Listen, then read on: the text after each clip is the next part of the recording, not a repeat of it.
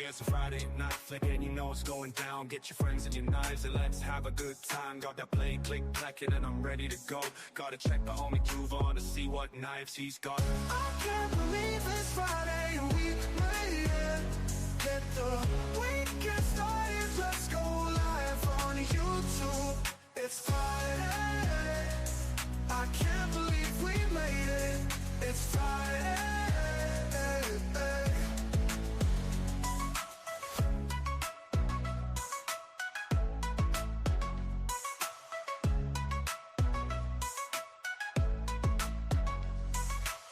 I can't believe it's Friday and we made it. Get the weekend started, let's go live on YouTube. It's a Friday night flick and you know it's going down. Get your friends and your knives and let's have a good time. Got that blade click clacking and I'm ready to go. Gotta check the homie Groove on to see what knives he's got. Oh, gotta check the homie Groove on to see what knives he's got. Oh, I can't believe it's Friday and we made it. Get the weekend started, let's go live on YouTube. It's Friday, I can't believe we made it. It's Friday.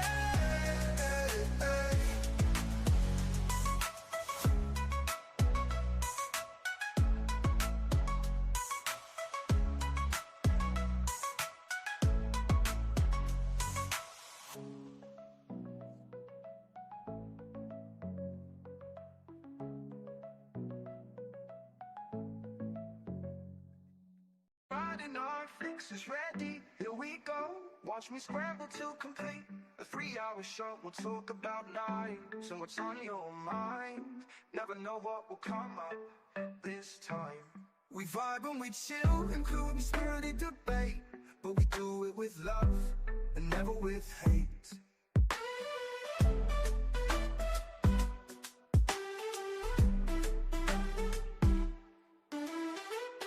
Talk about knives and what's on your mind.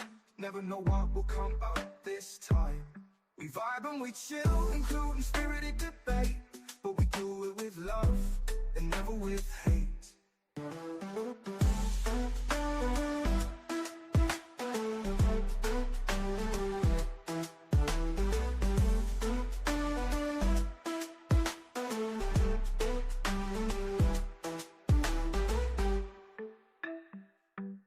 We vibe and we chill, including spirited debate, but we do it with love and never with hate.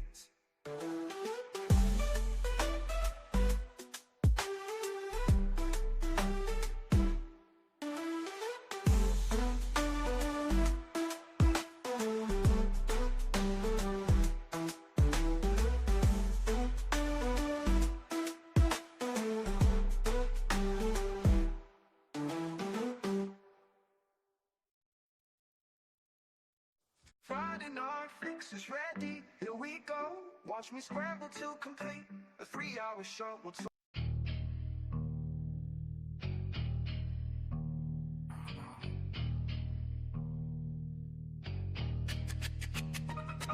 Got the Scully in the house, it get cold in here. Open up the pack, crack open the beer. No fear, no tears, got the old 10 gears. Knew you been around, ain't been home in years. Had a hard day's work, it was easy for me. Javon, the beat hit easy to me. We talk about knives, it was EDC. It's the first 1, 2, 3. I don't know if you all been told it could get weird. So are you high on cigarettes? Alright, ladies and gentlemen, Javon's Night Flicks, baby. Friday Night Flicks, baby. The first ever episode, we are getting it cracking like we say. Shout out to my co-host, Miss Evelyn, let's get it, let's go. Yo, it could get weird. So are you high on cigarettes? It's the Friday Night Flicks, the channel where we discuss everything and all things EDC, knives, pocket knife gadgets. You name it, we got it. Yo, Miss Evelyn, let's go. We got the EDCs and the little sharp tools. Don't try this at home. stay in school, I'm talking about knives. We ain't no fools, the right way to do it. This ain't no duels, it's about tools. We not meaning no harm. We opening cans, not meaning no arms. We just trying to be safe, trying to be great. This the first episode, y'all just wait. I don't know if you all been told it could get weird. So are you high on cigarettes? I don't know if you all been told it could get weird. So are you high on cigarettes?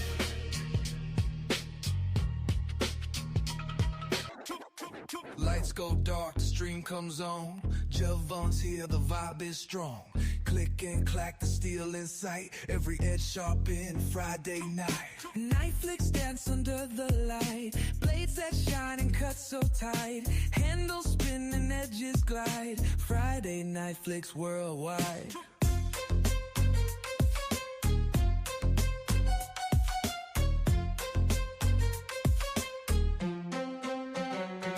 He talk. Sun went out because we only had a little bit, but are you high on cigarettes?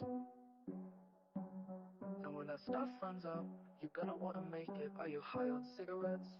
Let's watch Juron's witness and get high on cigarettes. Let's watch Juron's witness and get high on cigarettes. Let's watch Juron's witness and get high on cigarettes. Let's watch Juron's witness and get high on cigarettes. Do you know that you're right or wrong? Do you know that you're right or wrong? Do you know that you're right or wrong? Do you know that you're right or wrong? He don't smoke 'em, but he loves it when you do. That's why he's high on cigarettes.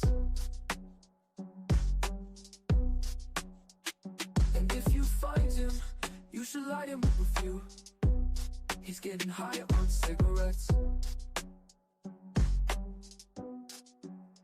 Let's watch Juron's witness and get high on cigarettes.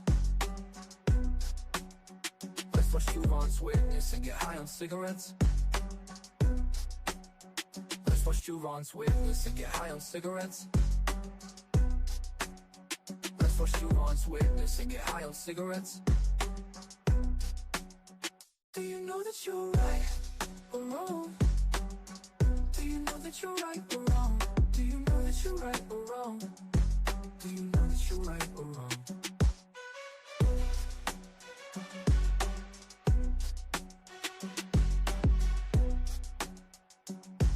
Do you know that you're right or wrong?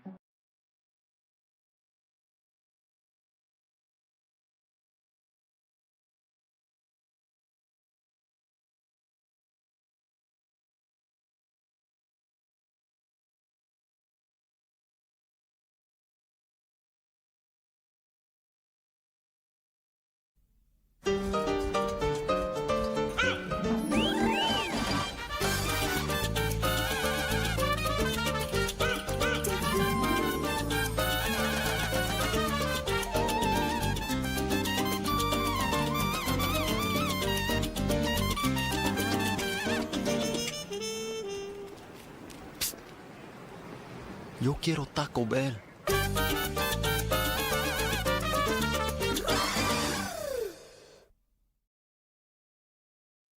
Yo quiero Taco Bell.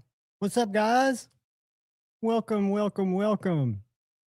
Just trying to get started a little early. Thought it'd be a little sooner than I was, but life comes at you fast, man. Especially when you're trying to go live. Marco, yay, what is up, brother?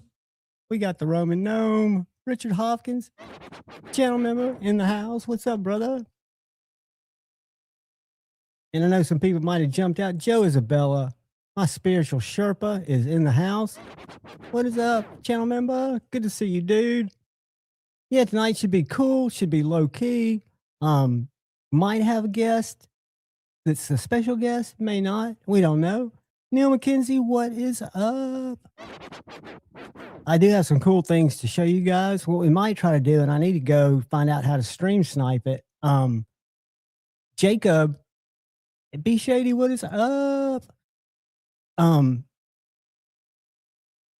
Jacob and Very Good Knife Company is doing a what's not live. Richard knows how to do those. So Richard, see if you can find his live for you. I'm going to try to stream snipe it here in a second and just see what it's all about, because I've never been on one. What is up, Kathleen Smith? Young lady, good to see you. What is up? What is up? Tikanga, what is happening? Cicero, what is happening, guys? Channel member. Awesome seeing everybody.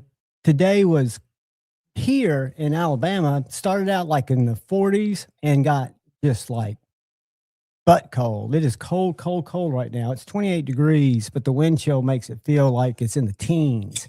It is a brutal, brutal cold out there. But I've been playing with for the last 3 days. No, 2 days. I unboxed it yesterday, the day before. This knife right here, which is the Jason Grant Gripper V2. And this is the second time I've reviewed the Jason Grant Gripper V2. The first time was about 6 or 7 months ago, maybe a year. And Jason had done a prototype with Best Tech, like the Gripper V1, which I'll show you here in a second. And he was going to do the, the OEM and sell them himself. Well, Jason's a full-time tattoo artist, a dad, a husband, and he makes fixed blades pretty voraciously. And that's probably the wrong use of the wrong word, but I don't care. Y'all know what I meant. Feverishly, he makes knives. So he didn't really have, he wasn't in a hurry up and start mode because he had a lot going on. Well, in the meantime, North Mountain Blade Company and he were talking about some other designs and brought up licensing this design as opposed to OEMing this design. So this is a North Mountain Blade Grant Gripper V2. The DLCs, I've texted him and he, like I said, he may jump on after work. He was tattooing somebody. These are the SLD Magic and they are showing sold out. I do not think they are sold out. I do not think they have dropped yet, where the black 3V DLC are live on the site right now. So a couple of cool things about this knife is it's the Gripper V2. The V1 was probably one of the first hype knives, and I call it a hype knife only because at the time I was new kind of to the knife community and I'd seen it on a couple of live streams and it had been talked about, right? So small designers do that. That's how they have to get the word out there. So when I say hype knife, I'm not saying that in a bad, negative way. So this is the Gripper V1 and it's a monster of a knife. This was OEM by Best Tech and Jason sold it through his Brass Brigade website, right? So this one, if you look at the spine, you've got this little gap here. No big deal because you've got your back spacer that's jimped and you've got your blade that's jimped. Well, Jason, when he was designing the Gripper V2, which is shorter, he wanted to do something different on the back spacer that would also increase the lock stability. So this thing's got a honking stop pin in it, right? And then this looks like a front flipper, which it acts like a front flipper, but it's really part of the Grant lock. It's got a rear flipper. If I had any negatives about this knife or anything that I would do differently, I would have left that off. Joe Isabella has been a member for 34 months. Dude, thank you so much. That just, you hang with me, dude. I appreciate it more than you'll ever know. And I'm going to give you a man hug.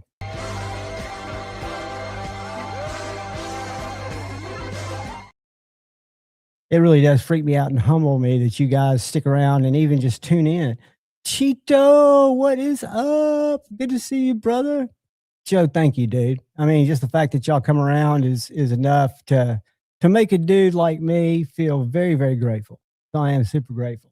But back to the Gripper V2. So the spine on this knife the rear flipper here, the reason I don't like it, and when Jason was on a couple of weeks ago, he addressed it, that it's an advanced knife, right? You've got to really get your finger out of the way, or you're going to hit it with the spine, right? I don't have that problem at all because I'm a middle finger flicker. And this has a coffin-shaped cutout that catches your finger very well if you're a middle finger flicker guy or gal. Or you can do all the front flick tricks with it. But the G-Lock, if you look at this now, what it's done is it's hit on another point against the backspacer. And when you hold the knife, you've got your hand over the break in the spine where it's pushed up against the backspacer. So what it's doing is it's giving you not only a clean, gymped out monster of a look like Jason Grant does in all of his fixies and in his design language and in his tattoo work. It's structurally functional and really cool. So that's when I do a review or overview on this, because it's a prototype, even though they've gone live with the black version because there were no changes made to the prototype, because literally North Mountain Blades knocked it out of the park. I mean, they killed this knife. It is beautiful. It's got 3 T8 screws on the body. I've not taken it apart yet. I'm not going to take this one apart. It's got a really nice clip that I have a feeling is going to be mounted on the inside of this side of the scale. It's probably got a screw that mounts into that clip, and it's a frame lock. And the SLD Magic is a San Mai treated SLD Magic. So I don't know what that wrap is and don't really understand the science of this steel. I know SLD Magic comes from the kitchen knife world, but I don't know how the San Mai, where they've got that little cap that you can see the line running across the blade. I don't know what hardened material of steel that is, because these are supposed to have super edge retention too. Or you can get the 3V. Hearn says almost acts like a friction lock on top of a frame lock. Very good way to explain that, buddy. I'm not very technical, so I would not have thought about that, but that is a good way to think about it. You know, you've got the OG kind of friction lock. And I thought I thought there was something different about the stop pin, because I know, I'll let Jason talk about it. I think he's, like he said, he's going to try to jump on. He's several hours ahead of us. He's out Southern California. So when he gets off work, we may have already shut off to go to said Stevie's. Said faction. I said Stevie's. That took Mattisfaction out of the equation, and that was not right of me to do. So I stand corrected. We may already be at said faction, but he's going to try to jump on, and we'll ask him to kind of talk about the G-Lock, because I need to learn a little bit more about it since I'm not going to take it apart. But it's a very cool knife. I'll let a couple of guys at Knives and More handle it, and a couple of them commented on the jimping on the spine. But these guys aren't really, you know, nothing against these guys, but they do Spyderco's, Chris Reeves, Benchmades. I love the jimping on the backspacer because I know Jason's design language, right? I've got several of his fixies, and one of them actually, doesn't remember this.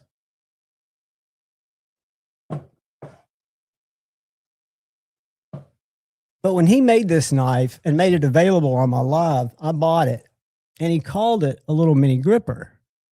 So if you look at that spine, Jason likes that heavy jimping, right? For not only the ergonomics, the extra grip, but the look.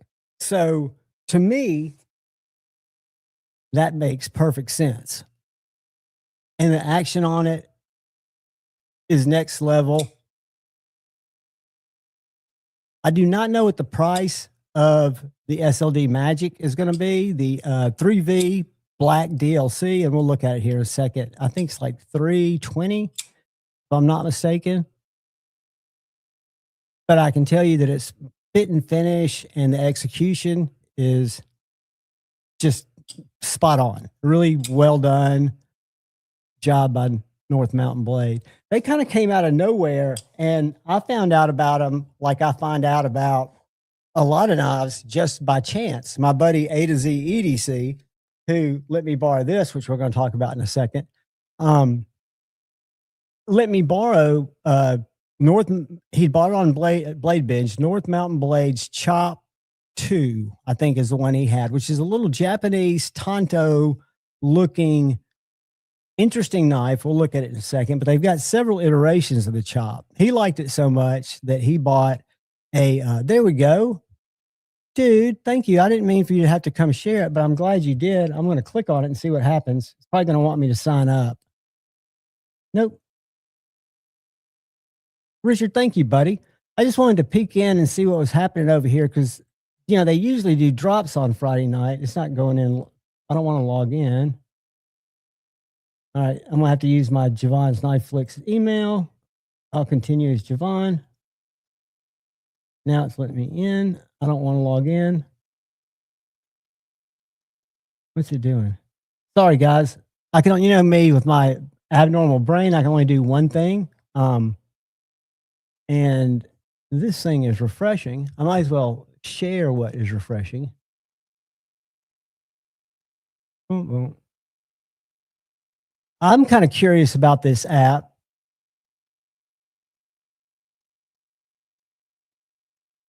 All right, so I guess we've got knives over here on the left. Y'all might know how to use this more than me.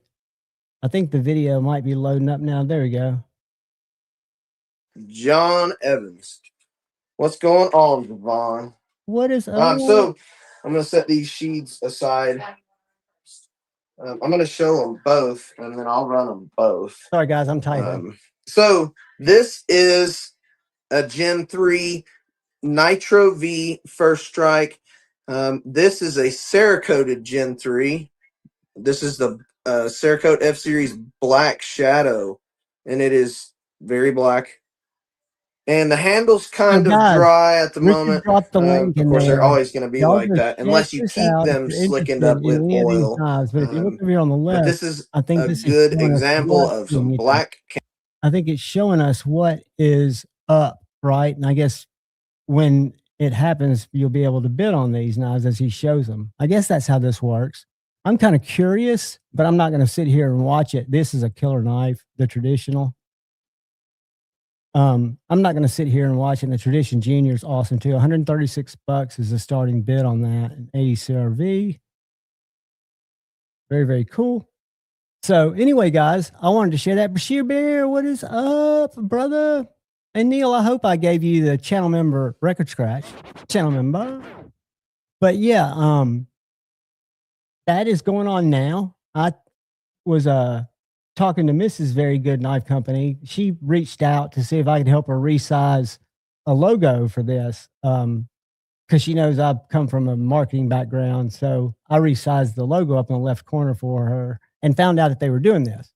So I told her that when I went live, since they start, I think at 8, when I went live, I would jump over and show you guys that, you know, if you're not familiar with Very Good Knife Company, I've got reviews because my buddy A to Z EDC, the guy who let me borrow this knife, bought one of these knives, and I had a subscriber, Lee Scott, not to dox him, that's I think how he was in chat, was YouTube Terms of Service, was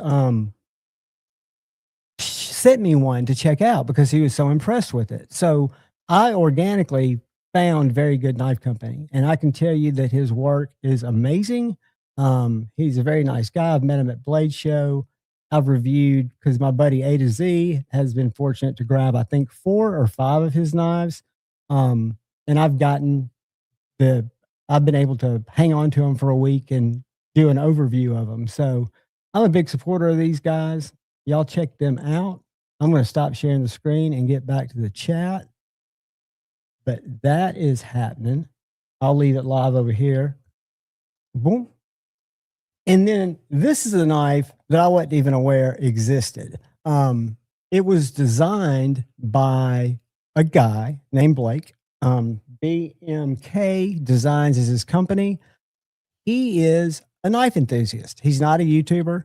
He's a roofer by trade, but he was kind of like a lot of us are. He followed drops. Hey, Cody, what's up?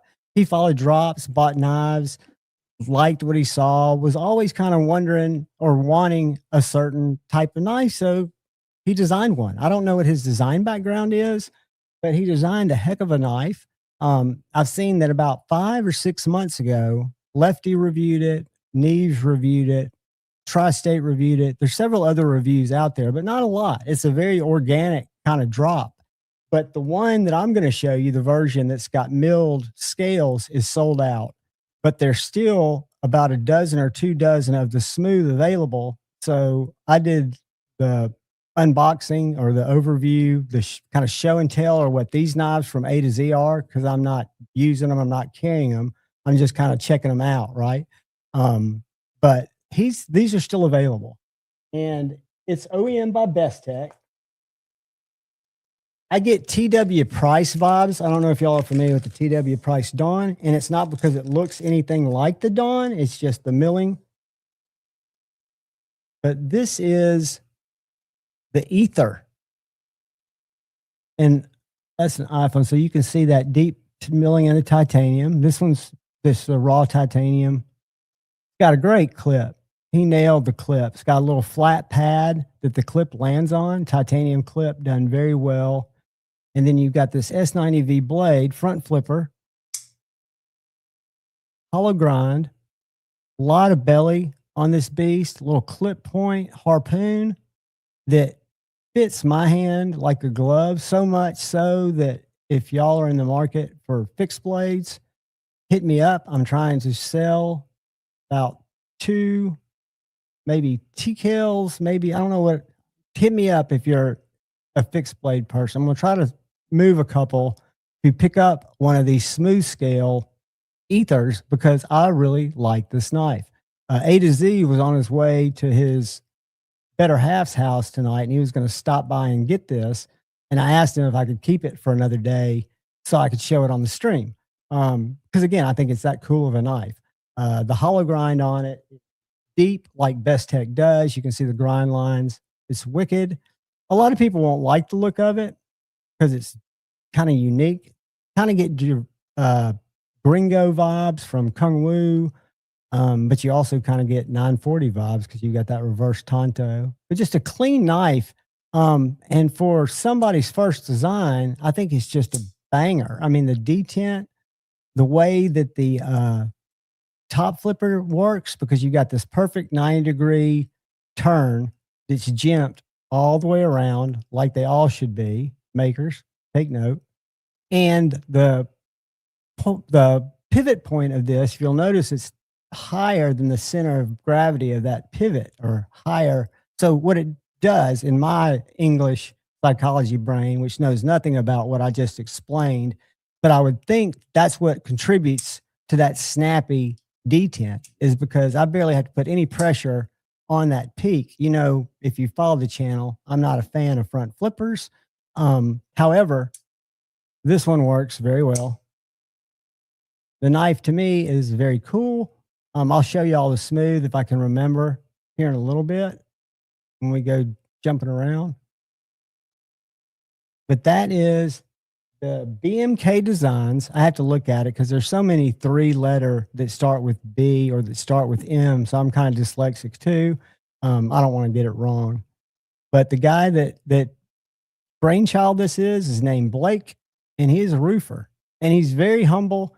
He's very thankful that the people that he sent it to, and he did not send this to me. My buddy bought it, and I got to show it off to you guys. That's why, and it shows his Instagram on my unboxing. If you guys watch it, you can go follow A to Z EDC on Instagram. But the lock bar access is done very well. You can't really see it, but it's slightly higher. You can see right there, slightly higher on the side where you pass through. So you just pass through naturally and move the lock bar out of the way, and it just controlled drop all day long. And the sound is crisp.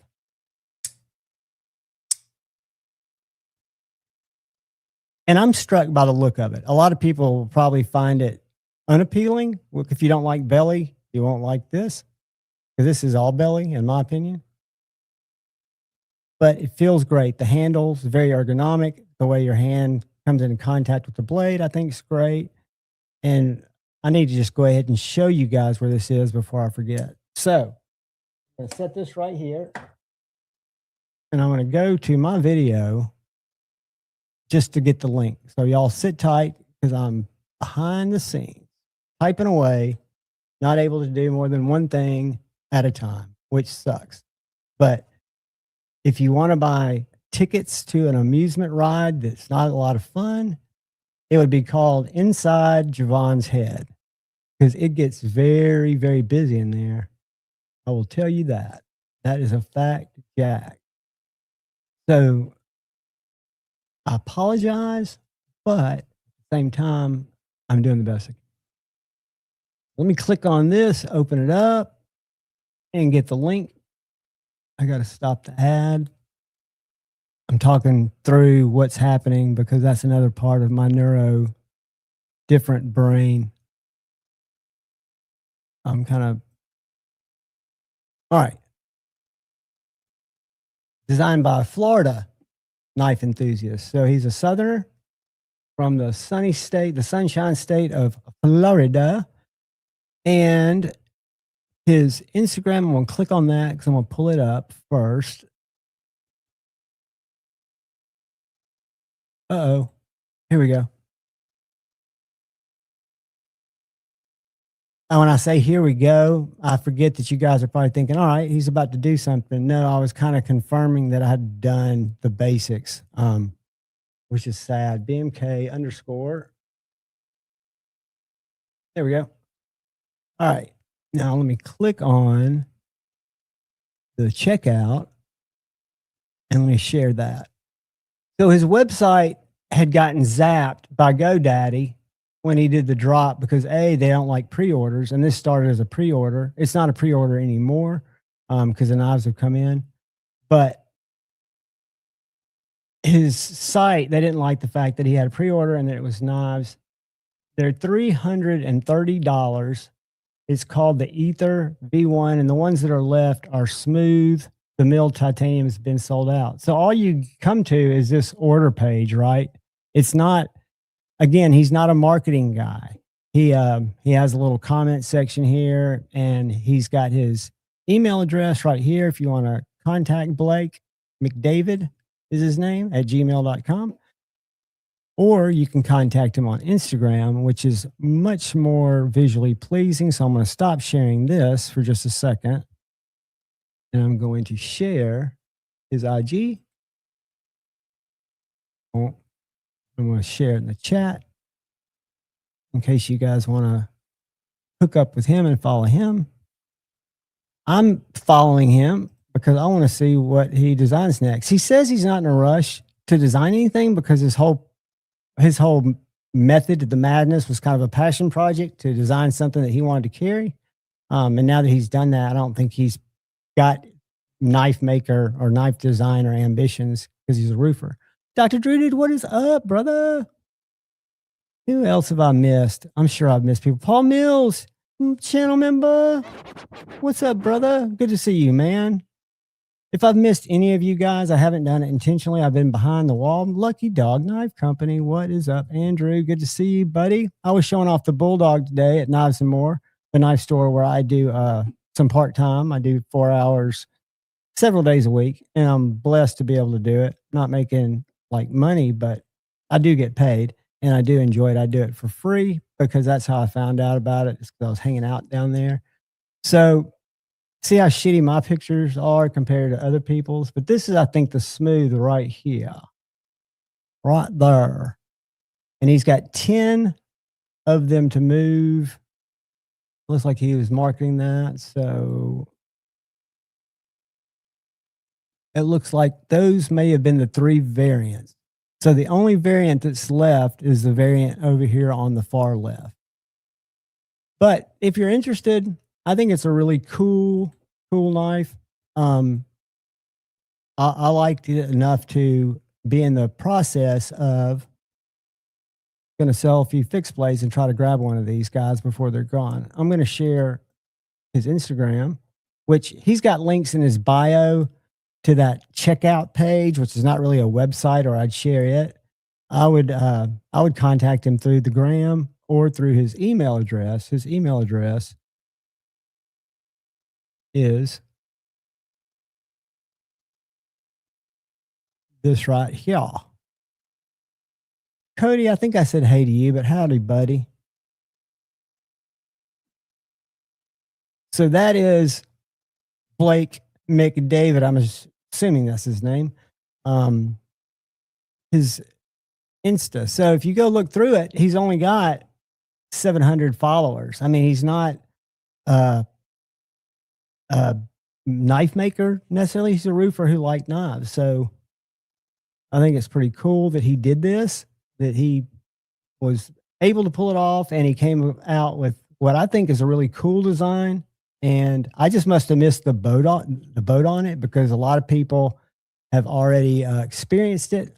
I'm kind of late to the game, but I'm lucky to be at the game thanks to A to Z EDC. There's Brother Ray. Checked it out. Ray.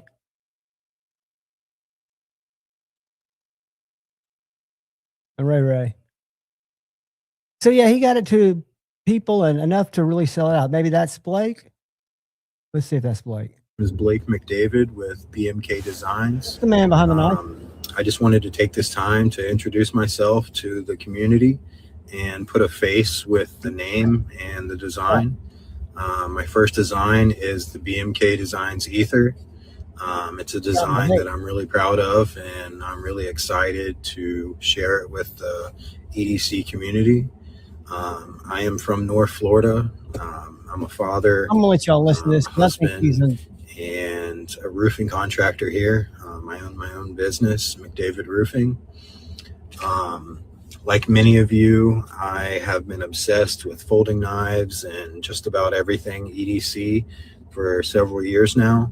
I would spend, my free time scrolling sites and looking for the next. I think it's cool. Great knife to try out. And I think I kind of reached a point where I had either tried everything, or I just really wasn't finding anything that appealed to me, in the price range I was at the time. So that kind of got me interested in, designing my own knives. So I reached out to Best Tech, and, I think everyone knows that they do phenomenal work. They produce some of my favorite production knives. And I can tell you, when I received my prototypes, I was absolutely blown away with the quality, and, they hit the nail on the head. They did. I mean, they killed the design. So much to where, I felt like this was the design I wanted to get out to the community. So I then registered BMK Designs LLC with the state of Florida. I applied for a federal tax ID number, and I registered with the state of Florida on the SunBiz website. I took those three things to my local bank, and I obtained a business bank account. From there, I created a website with GoDaddy Websites, and I had a pretty successful pre-order going, and by the third day, the website was flagged. Unfortunately, GoDaddy doesn't support pre-orders, which I do understand their point of view, but from the EDC knife community and from that point of view, pre-orders are a thing amongst us, and it's necessary, especially for up and coming companies. That's one of his reels down here as you scroll through his stuff. Looks like he started this Insta for his, look, he's got his blueprint from Best Tech. Very cool. Very cool stuff. So anyway, I think that Blake McDavid is a straight up dude, and his knife is very, very nice. Which is really all I talk about, is how, I feel about the knife. I haven't gone out and chopped through a bunch of stuff, but I've cut cardboard and paper with it, and that deep hollow grind. And it's MagnaCut. I'm sorry, S90. It is S90. Duh. So it's pretty much a banger. I wanted to share it. So with that being said, I'm gonna stop sharing it. I'm gonna come over here. I want to see who I missed. Boom, boom, boom. Joe Lancelot Leather, what is up, brother? Good to see you, man. I think my my knife will be back tomorrow. I'll be doing an unboxing. There'll be coming up this weekend. Brother Joda, Master Joda, has made me a sheath for the tried and true, the Steve Clarey and Alex Steingraber SPK, aka Lamia, collaboration of a killer K390 knife, the super slicey, and I needed a cool sheath for it. And Ryan Ellis, my brother from another mother, had one of Joe's sheaths about 3 weeks ago. He was up here on a Saturday. We all got together, had lunch, went out to the knife store, and I reached out to Joe that afternoon. So I'm going to share real quickly what's going on What's Not. If any of y'all are very good knife company, fixie guys, gals, they're doing a little auction over there, trying it for the first time. And I guess there's a chat going on over here. Again, I don't know anything about this app or how it works, but it looks like people are just kind of in there. They're not really chatting. It's just showing, I guess they are looking for a great fixed blades, blah, blah, blah, blah, blah, blah. So yeah, it's kind of like, I guess, where you just go and buy stuff. I thought it looks pretty cool. I know Lefty's done some of these. I know a lot of other people have done them too, but I guess there's a time on where he shows it and then you can bid on it. Don't know how that works, but I need to learn. So that's going on. Very Good Knife Company makes awesome fixies. I've reviewed several. Level on up. What is happening, brother? Good to see you, man. Good to see you. So yeah, I've got something here. I have no idea what it is. I've got another bag that I'm gonna do an unboxing on because it's too much stuff, little stuff. And I got the weirdest thing in last week, and it was this. And I've got a different knife in this now, but this is, I can't even think of it now. I've got to go to Instagram.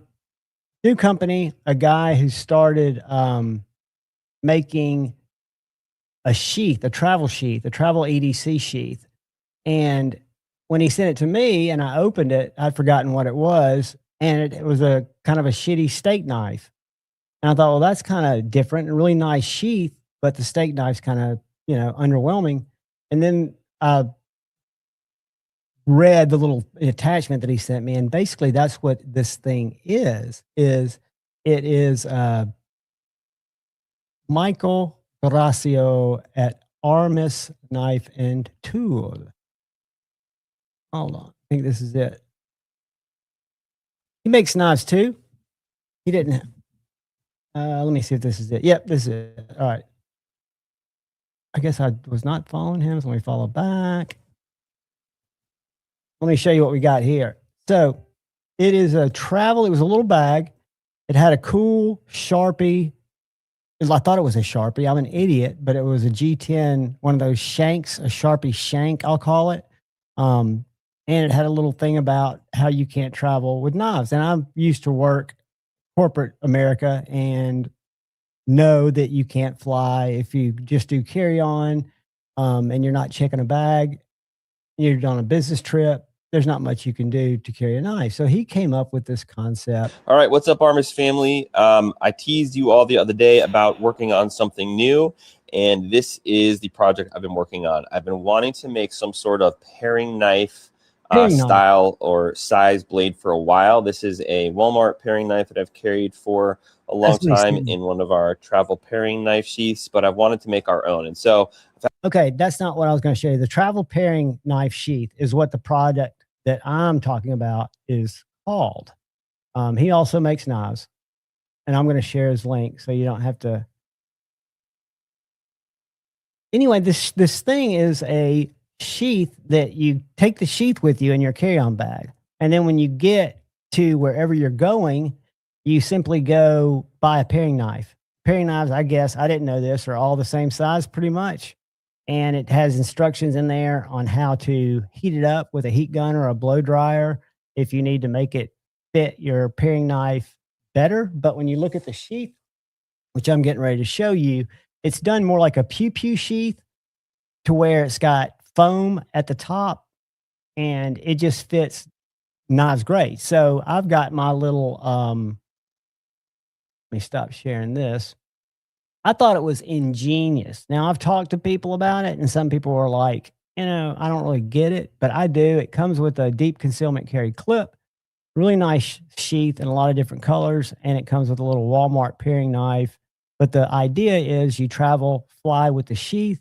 When you get to where you're going, the beach, you buy a paring knife, and then you've got a blade if you're a fixie carrier. And I think that's pretty dang ingenious. He's pretty dang good with his Kydex. I'll tell you that the sheaths are very nice. They're pancake sheaths, as you can tell. But when we stop sharing this, let me grab this. Boom, boom. And I'll share that in the chat in case you guys want to check it out, because he also does make knives. But this little sheath fits. There's no rattle at all. And I've just got my little Rainier Elmax Fast Pack in there. It's not a paring knife, but it's the same size as a paring knife. Paring knife would actually stick out about another inch and a quarter from this. I've also tried this on Wusthof paring knives down at Knives and More, and it fits great. So if you didn't want to just buy a Dollar General paring knife when you got to your destination, you wanted to go to a knife store and get a Wusthof or something, I guess at that point you could buy a regular knife. But the idea is you can get a paring knife anyway, anywhere, any Walmart, any Dollar General, places like that. And I think that's pretty cool. Just an original idea, innovative, right? So that's that. Very cool. And let's see what is in this bag.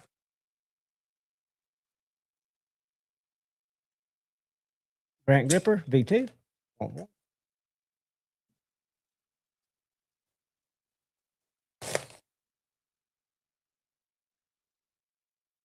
A bag in a bag. It's probably got a box in it, I would guess.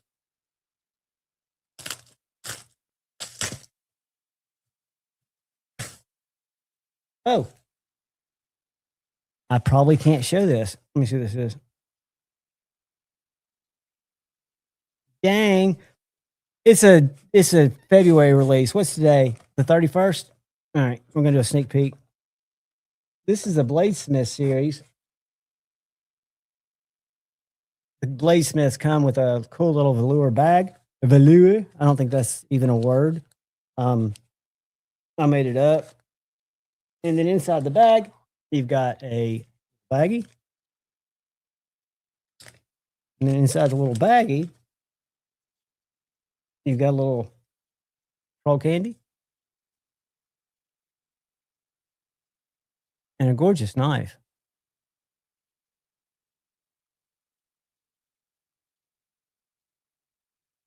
I mean, a beautiful knife.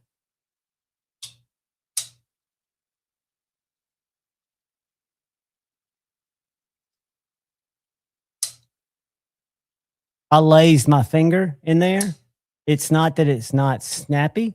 Very snappy. I just hit it janky. Very interesting. That's a sneak peek because I can't really show it till midnight. We'll turn into pumpkins. But that is called the Kaiser. Yes, what did it say it was? The Serpentine. The Kaiser Serpentine. There will be a massive, it's today the 30th? Yeah, today's the 30th. So there should be a massive unboxing. Right now, the weather has jacked up my package from Kaiser. And it's somewhere between Memphis and here.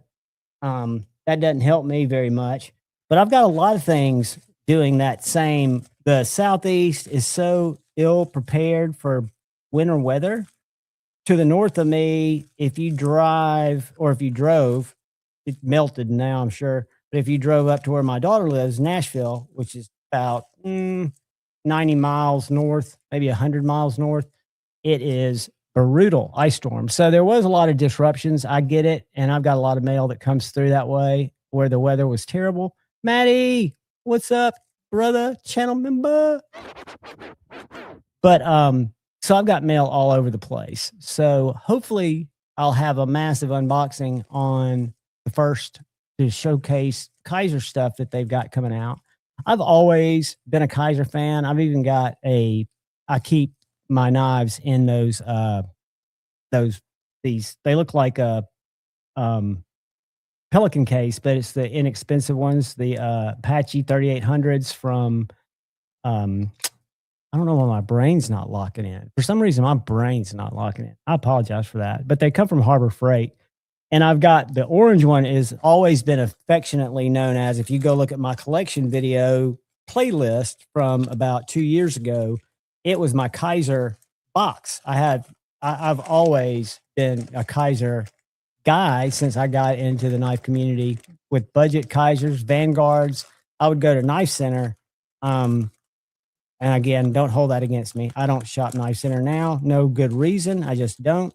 It took forever for things to process and actually get out of the door there. There are places that I can choose, like River's Edge Cutlery or DLT, smaller businesses that I can support, and they'll get stuff out quick.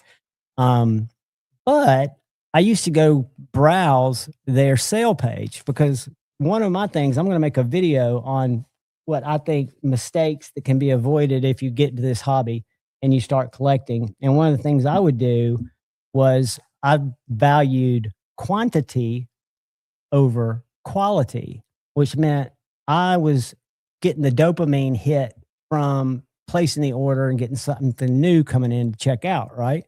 So I would my comfort level was in that 60 to 100 buck range. That was kind of my comfort level for a really long time. And so I'd go to the sale page at Knife Center and I would scroll and they'd always have Kaisers, Vanguards that were being closed out or whatever.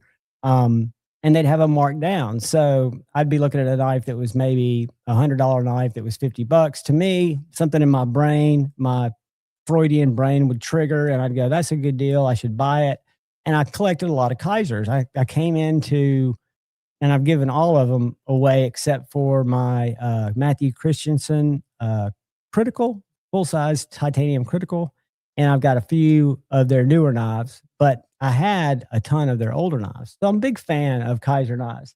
I like, when I go to Blade Show, I'll go to their social, which is a great place to see a lot of people. And they're just they're Mr. and Mrs. Kaiser, as I call them, a couple that I've come to associate with the brand because they're the ones that always throw the Blade Show party, which they don't need to do. They do it and it's really nice. They serve dinner to a bunch of people, influencers. I hate that word, but YouTube, knife tubers and others. But we all went. I hung out with Sid Stevie and Shane crashed it, which was funny to have Shane sitting at the table at the Kaiser dinner. Lefty was there and Colin and Melissa Backwoods was there. She's probably one of the nicest, most humble of so many of those people. She was awesome. And, you know, all your usual suspects are at the Kaiser dinner. But I'm a fan, and I think they do a good job on their knives. And I'm assuming this one's probably going to be in the pushing 200. What is it made out of? It is. And I'll have all that information when I unbox it. For reals. DLC LMAX. So that's their LMAX, which was the sheepdog drop point that I showed off on a video a while back. It's a bar lock, clutch lock is what Kaiser calls it. It's blue aluminum handle with a kind of a rose goldy. I'm not an influencer, dude. I can't believe that word came out of my mouth. If Kyle was here, he would be just verbally slapping me down. That word just gives me the willies. And the reason I've got subs is if you look at the number of videos I put out, it's misleading because I put out 9 shorts a day. And when I first started my channel, like, I guess when we did Knives Live 2021 is when I started. I had to have a channel to go live because I was part of the people that were doing that for 2021, 2022. I think were the 2 years that we did that 24-hour live stream. But I would post a lot of shorts. So as I started doing my YouTube spoken word content, as I call it, I continued to do shorts. So I put out 9 shorts a day. So it's just my shorts get a lot of eyeballs. That doesn't translate to people watching my long form videos because it's totally different people that watch the short stuff and the long form stuff, which is not long form. My longest video is probably 30 minutes. I had a doozy of a dragonfly mod, I guess you'd call it. I thought I was going to put scales on it. It defeated me after about 45 minutes, which would have been my longest video or one of my longest videos to date. My Blade Show video might have been a little longer. I was done, dude. That knife defeated me in a big way. I took it in a baggie down to Tate, who works with me at Knives and More. He's like 25. He's one of the owners down there, but he can put anything together. And he whipped it together for me. I just put the wrong screw in it. I put the screws in it in the wrong order. If you ever take a Dragonfly apart, it's a backlock.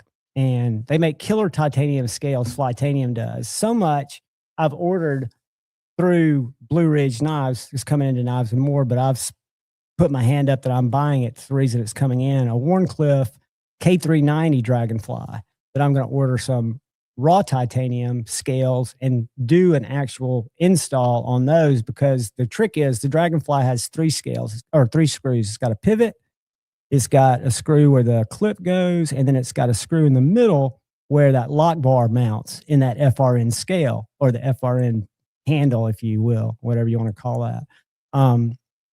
And I put it together where that was going to be the last screw that I put in. Well, to do that, you've got to compress that lock a little bit, which is just a piece of freaking steel, to get it between the blade and to get it to go in and seat itself. Well, if I had put it in first and then put the back screw in and then get my, that is absolutely funny, dude. Being short, the shorts, Joe's making funnies. He's knocking it out. Joe is somebody who I see, I'm graced with his person in real life, or I guess you'd say IRL in real life is what they call it, the streaming world. We always get together over at Said Stevie's Airbnb. It's kind of like one of my favorite parts of Blade Show is the Thursday night, and usually Friday and Saturday. It usually turns out that every night we end up over there because we always say we're going to go hang at the pit where everybody's going to be. But to be honest with you, we're all kind of a little different. And when you're over bombarded with stimulus like you are at Blade Show, and then you go at night and you've got 1,000 conversations going on around you with knives, after about an hour, it's nice to sit on the back porch at Said Stevie's Airbnb, because they get the same one every year, and see Joe and his better half and Forrest and Sharif and Maddie the first year that I was at Blade when we first went. Just a great time. I'm missing leaving people out. Scott N, who puts out the knife tube schedule. Just a lot of people, and it's just good times out on the back deck, sitting there hanging with Master Joda in real life, not just on so he knows I'm short. I'm average size, I would say. Not really short, average size. I'm very comfortable in an airplane. I don't have to crouch under anything like that. And ATK Knives Lewis is shorter than me, as is Dylan Mallory. So if you like Mallory designs, Mallory is shorter than me. Win the height war there. And James, if you remember Shane's story, James, who we did the fundraiser for, little guy, I'm taller than James. So that's 3. I'm not the littlest guy around. And there's nothing, I'm not one of those guys who feels like I need to be tall. I'm comfortable I'm not comfortable in my skin, but I'm as comfortable in my short person skin as I would be in my any size skin. So I just fit in more shit. And I don't feel cramped. Oh, that's right. And my brother, the Roman gnome, who I've met IRL in real life, is shorter than me. That's 4 people that I actually am a little taller than. I want to say, like 5'7.5" at my thriving, but I've shrunk a little bit.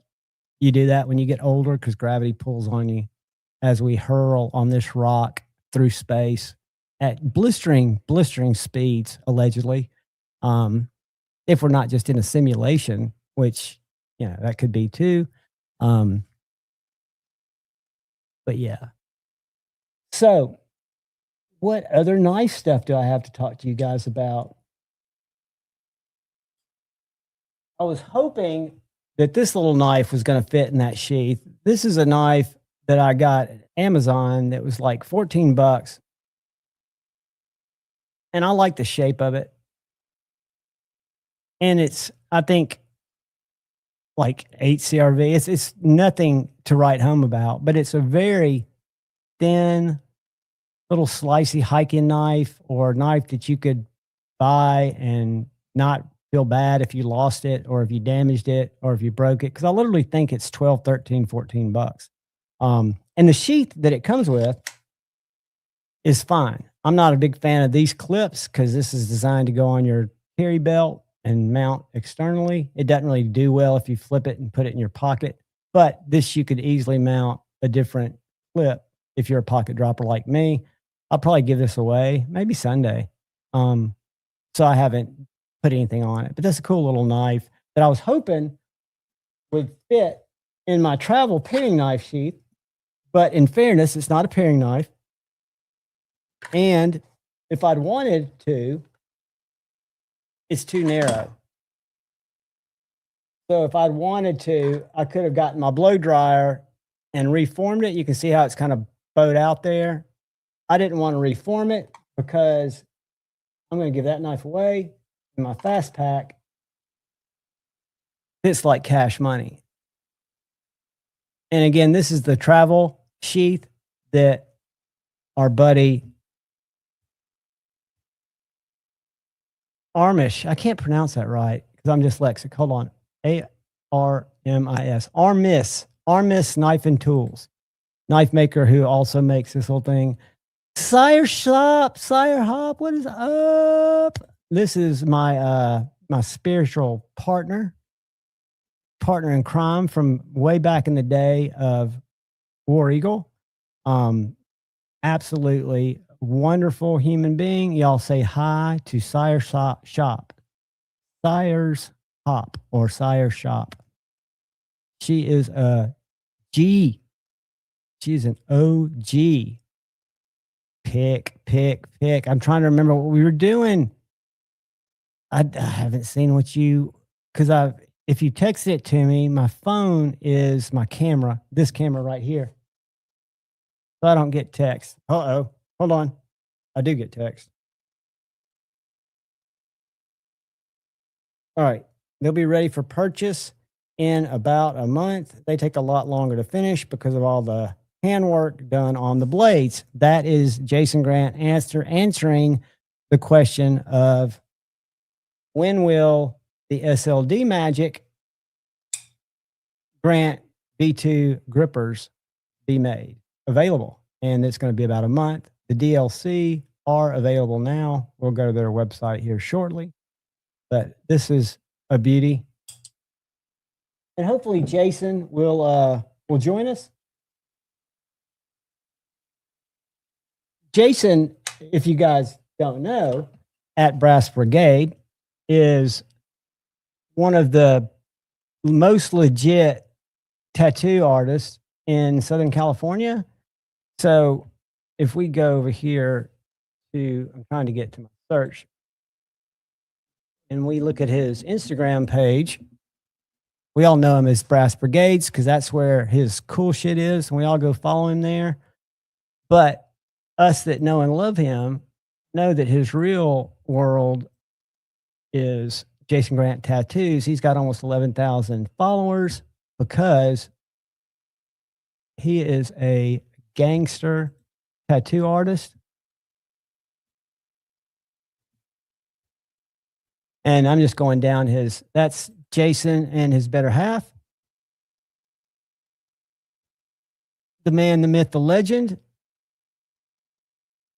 An absolute stellar human being and an amazing artist. And if you've ever heard him talk about his stippling technique on metal, the way he does his spines and leaves them more organic looking, not as, kind of rocky, or he'll put some line, a lot of jimping. It's because of his tattoo work and his years of just doing. I mean, legit, if some dude coming in looking like they could just take you out lets you tattoo the side of his head, you must be a gangsta if. So Jason is too legit to quit. I am glad to have him as a friend and to know him, because he is one of I've not met him IRL in real life, but we've been on stream a bunch. He's also a dad. Go, Jason, go. That goes fast, man. And these are all freshy pictures. So if you guys are like, "Whoa, that looks kind of raised," they are. I don't have a tattoo yet. If I get one, Jason would do it. If my daughter, she's been challenged. She's an artist, a graphic designer. And I told her if she designed my sleeve, I would get it. And that's hardcore right there, dude. If you're going to get a tattoo down the side of your head, you are ballsier than me. I wish I could zoom, because the detail that he does on skin, I mean, that's next level, people. That is just sick. And I know this isn't a tattoo channel, but we've all watched Inked, right? We know who Kat Von D is, right? Jason is gangster and as legit as anybody, I would say, in tattooing. Now, maybe there's some Japanese, but yeah, he's a designer of very original, cool shit. Word. So and he practices what he preaches. He's inked up as his mama. Look at that. Just look at the concept of that. So he goes back, he sketches shit out, comes in and says, "You like that?" They're like, "Yeah." He tells them how much it is, and he traces it on them, and then he gets the needle out and puts that on your skin. That's pretty badass, if you ask me. I'm not man enough to wear it, but it's badass. Sure, it was painful. But anywho, how I got off on that tangent, who the fuck knows? But that's just the way it goes on Friday Night Flicks. Y'all hit the like button. Hit the like button. There's a young Jason. Look at that. Go, Jason. He's been tattooing for over 30 years. Very accomplished. This page has, look at that right there. That's what you call too legit to quit. All right, I'm going to quit sharing. I just want to see what's next. Anyway, y'all scroll. I'll share it in the chat. Copy. Paste. I'm back. Uh-oh. I never shared Artemis Knife and Tool. I'm a shitty host. Kyle, I think his heat hopefully got fixed. Hopefully Kyle will join us, because I can't do this shit solo. I try. I will ramble. That's why I never watch my content back. It just sits there. Mikey Bobby, what is up? What is up? Good evening. Good evening. Good evening, all. Who have I missed? I'm about to get a big sip of coffee, which could be part of the problem, is I'm not sufficiently stimulated, not by you people, but in terms of like stimulants, caffeine or nicotine. Are you high on cigarettes? Are you? Let's see how this sounds. Where is it? Had y'all like my new AI song? For those of you that missed it,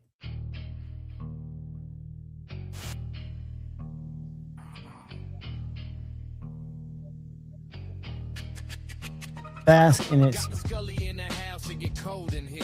Open up the pack, crack open the beer. No fear, no tears, got the old 10 gears. Knew you been around, ain't been home in years. Had a hard day's work, it was easy for me.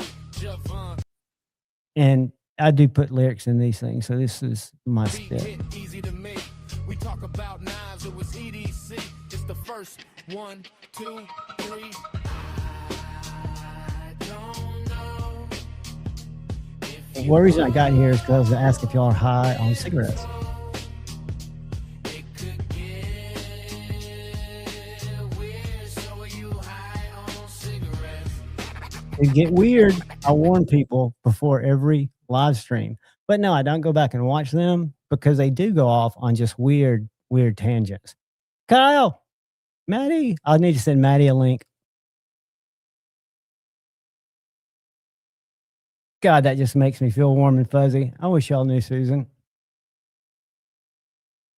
She is a rock star. Who've I missed? All right. So, the other thing I was going to show you guys tonight while I was up here doing my thing was I like to go to DLT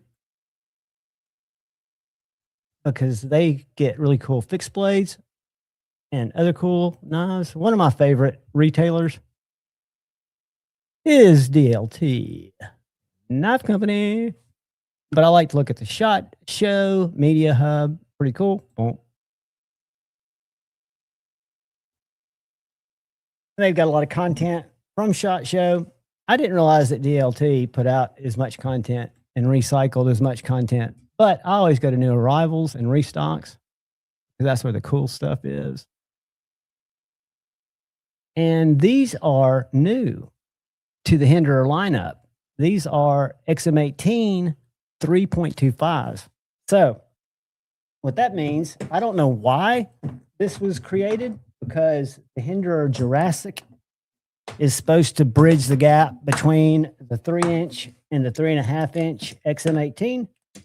But alas, Rick Hinderer saw an opportunity in the market, or people are saying, hey guys, we need a 3.25-inch Hinderer. That's a 3-inch Hinderer. And the 3.5-inch is bigger. So this is like split the difference. Really cool. They're in S45.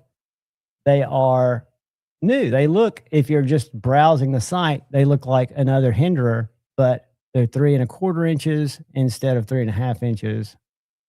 Why, you ask? I don't know. I think it's probably because he could make money. But now this is really cool. This is something that if I was working a real job and was still buying knives recklessly like I was in the past, I would snatch this bad boy up right now. This is a fixed blade Flashpoint, which is a little sheep's foot magna cut fixie. Where's the sheep? And it's under $300, made in the USA, and it's a Hinderer. And I don't know why the sheath's not shown. Go back and see what it says. Let's scroll down. Contoured handle, blah, blah, blah, blah. Ships with a low-profile Kydex sheath designed for pocket, belt, or waistband carry with the included ulti-clip. Okay, so it's got an ulti-clip, which is cool. Means it's going to be probably pocket dropper friendly. It's 6.6 inches. It's under 7 inches, which for me is perfect size for EDC. And look at all the colors. Look at all the colors.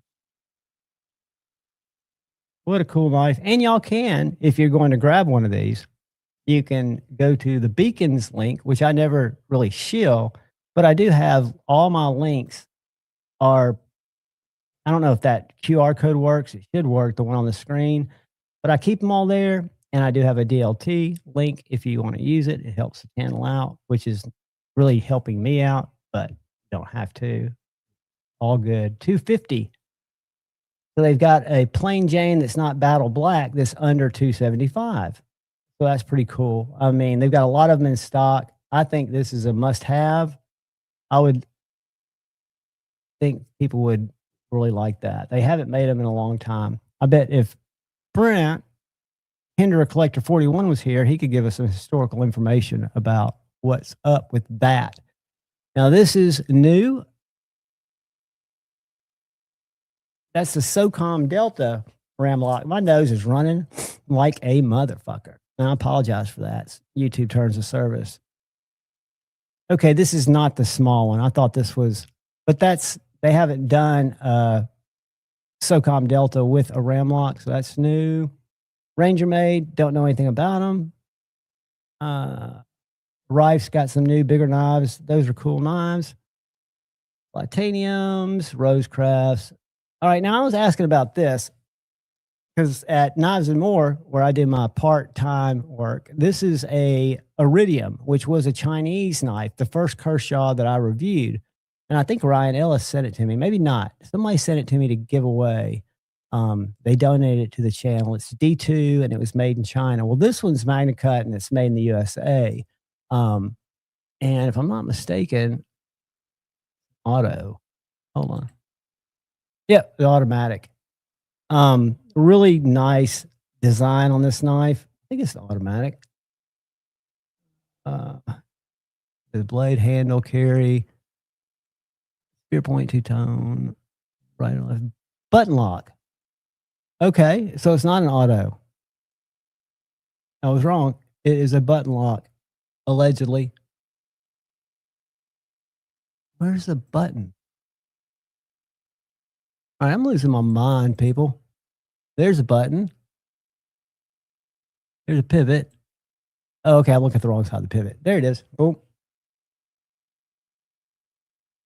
I blame Joe. Not Joe, Master Joe, though, but Joe Isabella. Havaso just purchased the Medford Lombard. Nice, dude. Medford's, if you're going to get a Medford, do what Havoso did, or Havoso, and get them on the secondary because you can get great deals on the secondary. My favorite knife, and these guys are probably going to throw up when I say this, but it's the bug out or the mini bug out. And we all in the knife community give the bug out a bunch of grief, but it comes with FRN scales. I pimped mine out. This is a mini bug out and it weighs nothing. USA made. This has got some aftermarket scales that I put on. This one did not defeat me like my Spyderco Dragonfly 2. And the full size bug out is probably the knife that I would recommend. You can get these. They come with a FRN, which is a kind of a plasticky scale, but it's reinforced with nylon glass or something. I don't know. I put these scales, titanium, on this one. Me and Maddie are bug out twinners. But this is probably my lightweight go-to knife, only because it's made in America. Why is mine acting funky? Uh-oh, guys. Okay, it's just me. It's me hating axis locks. I love it. I love it. Chicago 23. I'll tell you what's happening. I know what's happening, brother. And it's great to see you, dude. I was thinking about you the other day. I was thinking, I hope you got that detent ball. I don't know if I ever followed up with you to see if you did. The Spyderco Schmuck, dude. But the reason it does that is YouTube has changed. I've noticed this in other chats because people ask, they do it, even though you can still create a, what do you call it? An alias account. I guess it's using your Google name. The YouTube reasoning, what it tells me in my YouTube studio, is to cut down on fraudulent accounts and stuff like that. Yeah, I don't like the way it looks either, because what they did is they did a trial of it where it was affecting some streams and some it wasn't affecting. And they rolled it back because I typed in to the Creator Central or whatever that, please, if it's something that you're checking, the bug out, Benchmade bug out is my number one. I would say hard to beat. Now there's some Spydercos that are going to weigh just a little bit more, but for if lightweight is your your main thing and you still want a really good quality cutting tool, I like the Bug Out. I do. Now some people will say the Kershaw, and I'm that same person. I don't have mine over here. I own one. The Kershaw Bel Air is kind of a Bug Out killer. So the Kershaw Bel Air, and I'll text you these if you're interested in them, but I can load you up with a couple of really good choices. Lightweight's cool. I usually carry, another really good option is Three Rivers Manufacturing Neutron. That's a very light knife. If you get it in, let's look at those real quick. If you get it in micarta, Three River Manufacturing. I typed in the wrong thing. Damn it. Be nice if I could drive a computer. I can't. So we're going to go to TRM, and I'm going to show Miss Sire Shop. I'm going to back up on that Bug Out. I love the Bug Out, but my number one would actually be the Neutron from TRM from boom. And you can choose the scale material, and they have drops. So I would go with one like that. Look, although the carbon fiber, it'll probably be just as light. It's super thin. Let's see if we got other pictures of this. Here you go. Overall weight, 2.5 ounces in G10. So I'm guessing that's probably going to be close to the weight. They've revamped their website. I'm not that crazy about the colors. Not that they're asking me. I'm not crazy about not seeing other views of the knife. I can just see different, but this is a great USA made slicey knife that has a different kind of lock. I prefer this type of lock. Where'd it go?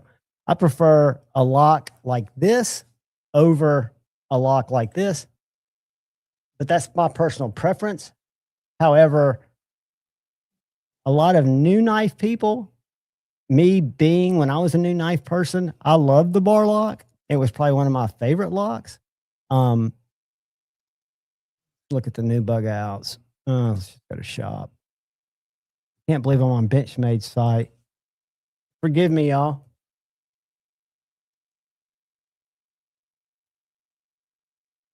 And you would never buy from them directly because you can get much better deals. We sell them at Knives and More. You can get a better deal there. Mini Bug Out. Boom. That lock right there. Ruh-roh, Reggie. Why is it not showing up on my screen? Does that mean I'm getting ready to freeze and lose everything? No, there we are. This little thing right here over the pivot is the lock. So you pull that back and the blade drops, and you can pull that back and swing it and the blade will open. So you don't even have to use the thumb studs. But that's a light knife. So our TRM was 2.5 ounces. The Bug Out weighs in at a whopping where are the specs on this biatch? God, this website's busy. This website's giving me anxiety. That means it's a bad user experience, in my opinion. I just want to know how much this bitch weighs. Why are you making it hard on me? Specifications, yes, that's what I want to view. 1.85 ounces. So the Bug Out is considerably less affected by gravity than the TRM Neutron is, but I would pick the TRM Neutron twice over the Bug Out, personally. Now, when I was new to the knife game, I would have picked the Bug Out over the TRM because it is an easy lock to manipulate. To me, it's just overused and boring. And nobody asked for that opinion, but I shared it. So there. I'm sorry. That's just the way it goes. Yo, Toyota and Tools. What is happening, yo? Good to see you, brother. Wonder where Kyle is. I hope he's okay. I'm sure he is okay. He's probably laughing in the chat. And what else? Show you? I can always show you the knife that I drew that Edgy American Blades made. Yeah, it looks funky. It's called the Fret. Fits your hand like a freaking glove. It's got a really tall, flat ground, Magna Cut blade that's very slicey. Sharpened by Kyle Coonley. Comes with a leather sheath from 1931 Leatherworks. And it is my favorite knife. It rides in my back pocket every day. That's why it's kind of looks like it's got a fingerprint there, because that's the curve of my ass when I sit on it like that every day. But the knife is fine. I just put wear on sheaths because I'm a back right pocket fixed blade carry guy. More information than y'all wanted, but now you know, and knowing is part of the journey. Let's ride, people. Where's Joe? Isabella? My spiritual Sherpa. Guide me, Father. For it is getting weird. Henry Christopher, what is up? Howdy, howdy, howdy. Good to see you, man. Good to see you. I've been live for only an hour and 20 minutes, and I feel like I've been talking like non-stop. Here, Rick, what is up? Good to see you, buddy. Welcome, welcome, welcome. Hope everybody's having a fantastic Friday. It is now 26 degrees here. Not that y'all are asking, but it's going to get down to like 18. I've got cats to my left and a cat to my right. Puck has decided that chasing, let's look at that. That chasing female cats is not even doable in this weather. All right, Richard, I'm looking for the link. I have to go over here to find it, and there it is. Oh, if this is that little chubby guy, I'm going to show you what this reminds me of. This is a traditional design. Let me share this. And I'll show you MUK, the Mook. What a great little fixed blade design. Little over 6.5 inches long, 2.5 inch blade with a nice little belly there. Why is it not? Don't make it so hard on me. Really thin handle. Comes with a Kydex sheath that looks like it's got a little clip that Richard will hate. He will take that off right away, and he will put a strap on it. He will strap it up. Let's see where the other hole is. Oh, that'll strap up fine. You can use that hole if that's the only one it's got. I'm betting there's a hole up here too, that we can't see because of the clip, and they're not featuring the sheath. But that's a great looking design, and I'm going to show you guys because I love you. I'm going to attempt to show you a guy who makes mucks or that style knife.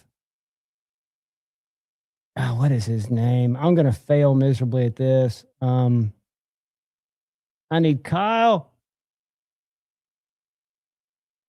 Never mind. There's a guy that makes them, and I'll remember him at some point during the live, and he makes beautiful handmade knives just like that. Except they are just really, really, what would you call them? Bougie? I'd call them bougie. The handles are usually Gentry Custom Knives. Thank you, Richard Hopkins. God, he's coming through it clutch. Can't remember. Y'all hit the like button. Help a brother out. Let me go back to Instagram and go Gentry. And I've met this gentleman at Blade Show. He's seems like a really passionate human, into what he does. and he does a great job. So let's share this. Boom. Boom. Look at that knife in his profile picture. Yes, he made that. Uh-oh.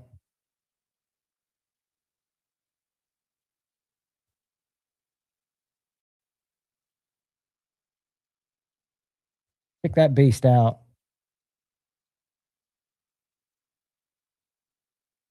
Is he live? He makes awesome little mucks.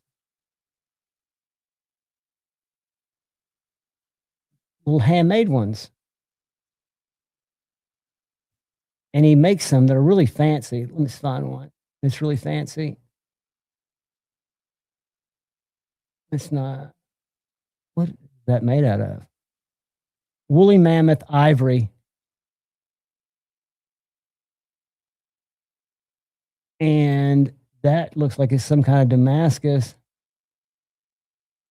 Anyway, Gentry's a legit maker. I mean, he just does it up, and he makes some beautiful stonewash magna cut. Look at that handle. I mean, you got a great knife coming, Richard. That's just a classic little design, and Gentry is the man. He makes some beautiful stuff. His handle materials are just stunning, and his grinds are sick. And I think it's just him. I think he does it all. Got a beautiful shop.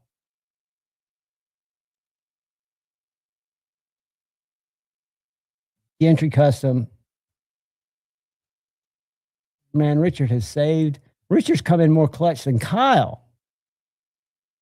Richard wins. I'm putting Gentry in the chat. So if you guys want to check out his stuff too. And if you go to Blade Show in Atlanta in the first week of January, he will have a table. What I do when I go to Blade Show is I go online and I look at the layout and find the makers I want to go see. Look at that. A Loco Muck. See what the spine, I mean, my God, his work is immaculate. Anywho, and he's a fantastic human. Let's see what he says here. Working on this batch of pocket drifters. So these are going to be full satin. Sounds like he's from the Midwest, eh? You can see I added some thumb jimping up here. Let's see if I can show you guys. There you go. You can see that. Yeah, let's see if I was right on the dialect. We'll play Name That Dialect. I'm saying the Midwest, eh? Southwest Michigan. So I was wrong. No, Michigan, that's kind of mid. Not really. Anywho, uh-oh. Oh, this is my daughter's cat. This is my other Instagram page that I don't go to anymore. But I have to house sit this motherfucker. And for the first 24 hours that I'm hanging with him, he stalks me. And that's a little table. Richard Hopkins knows where that is. That sits in front of me. And that's the kind of shit I put up with. He'll just sit up there and hiss at me. And then when I walk by, he'll bite me. Not hard enough to break the skin, but just enough to let me know that his little black ass is there. His name's Milo. And he is brutal. Luckily, he hadn't come to hang for a while. There's Ashley, rest in peace. She was an old gal. There's my daughter, many years ago, recreating a pose from me at 1991 at Stone Mountain Park when the Grateful Dead were there. Yes, Jerry was alive. I saw 3 more years of shows after that, and we have the same hair and the same pose in that picture. I thought it was pretty cool. And then I posted mainly skateboarding pictures. You guys can see how long Tippy was with me. Tippy's been with me forever. I started to post knife content, but mostly it was skateboard content. Tippy was raised by Ashley. Tippy was a feral cat when my ex rescued her from the car lot. She was probably 6, 7 weeks old, and she lived in the laundry room because she was fucking wild. And we had other animals in the house. And Ashley chose to lay by the door of the laundry room and bond with that little kitten over, I'm just looking at these old knives. All these knives have been given away. And I'm just pouring snot. I know y'all don't want to know that, but I'm going to blow my nose here in 1 second. All right. It has to reload, so I'm not going to. There's some skateboarding content. Bang. Me and Ashley cruising on a walk. I can tell how old these are because I'm looking at the vape I was hitting. That's some in real life kind of skateboard shot there. All right. Now what I'm going to do is I'm going to stop sharing. I'm going to mute myself. I'm going to blow my nose. And I'm going to throw up my, I'll be right back.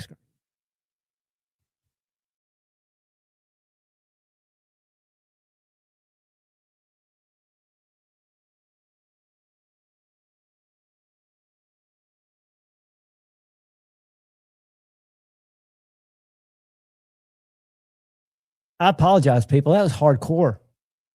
I'm just pouring shit out of my nose. I can breathe fine. Plainswell. Thank you, 1931 Leatherworks. Eh?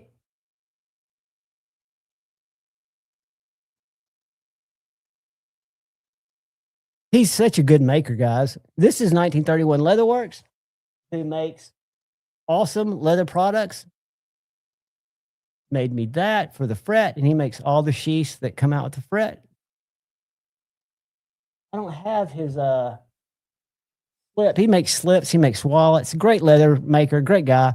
1931 Leatherworks. Check him out. Let me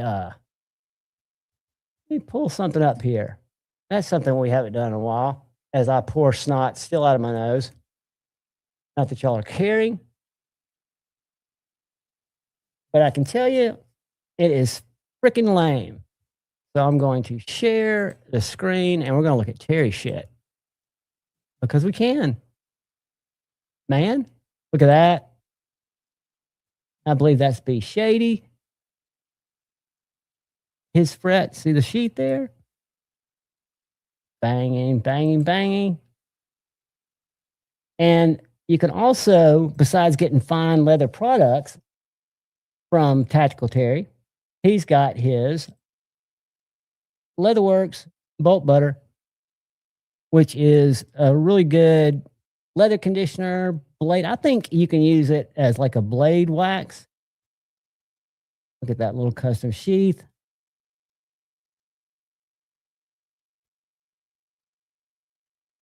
There's my EDC from that day. Yes, I'm forced to carry the Freedom Pill dispenser daily because I ain't getting taken out that way, yo. I ain't going to kick you. Higher than you can kick me. I can kick you way up. Designed the Orlock. This knife on the far left next to Maddie Factions. I can kick you. Higher than you can kick me. I can kick you way up into our tree. I can't play too much of that because I will get binged and I'll have to come sit over here and cut the shit out of the live because I get emails telling me that I violated copyright. If I play my Rocky hugging Apollo video too long, get a copyright strike. But if I play my Nannerpuss, nobody cares. You can call me Nannerpuss, and guess what? And that's just weird to me. I guess the Nannerpuss pancake people don't care. Here's the Orlock. Look at this. This crazy knife right here is the Concept Orlock. It's rocking their very iconic and beautiful looking lightning titanium handles here with the matching back spacer. We got a front flipper and an opening hole here for the deployment. Front flipper is my absolute favorite and also my kind of geometry as well. We got a full flat. His reviews are great. His review style's great. And he is he's blowing up.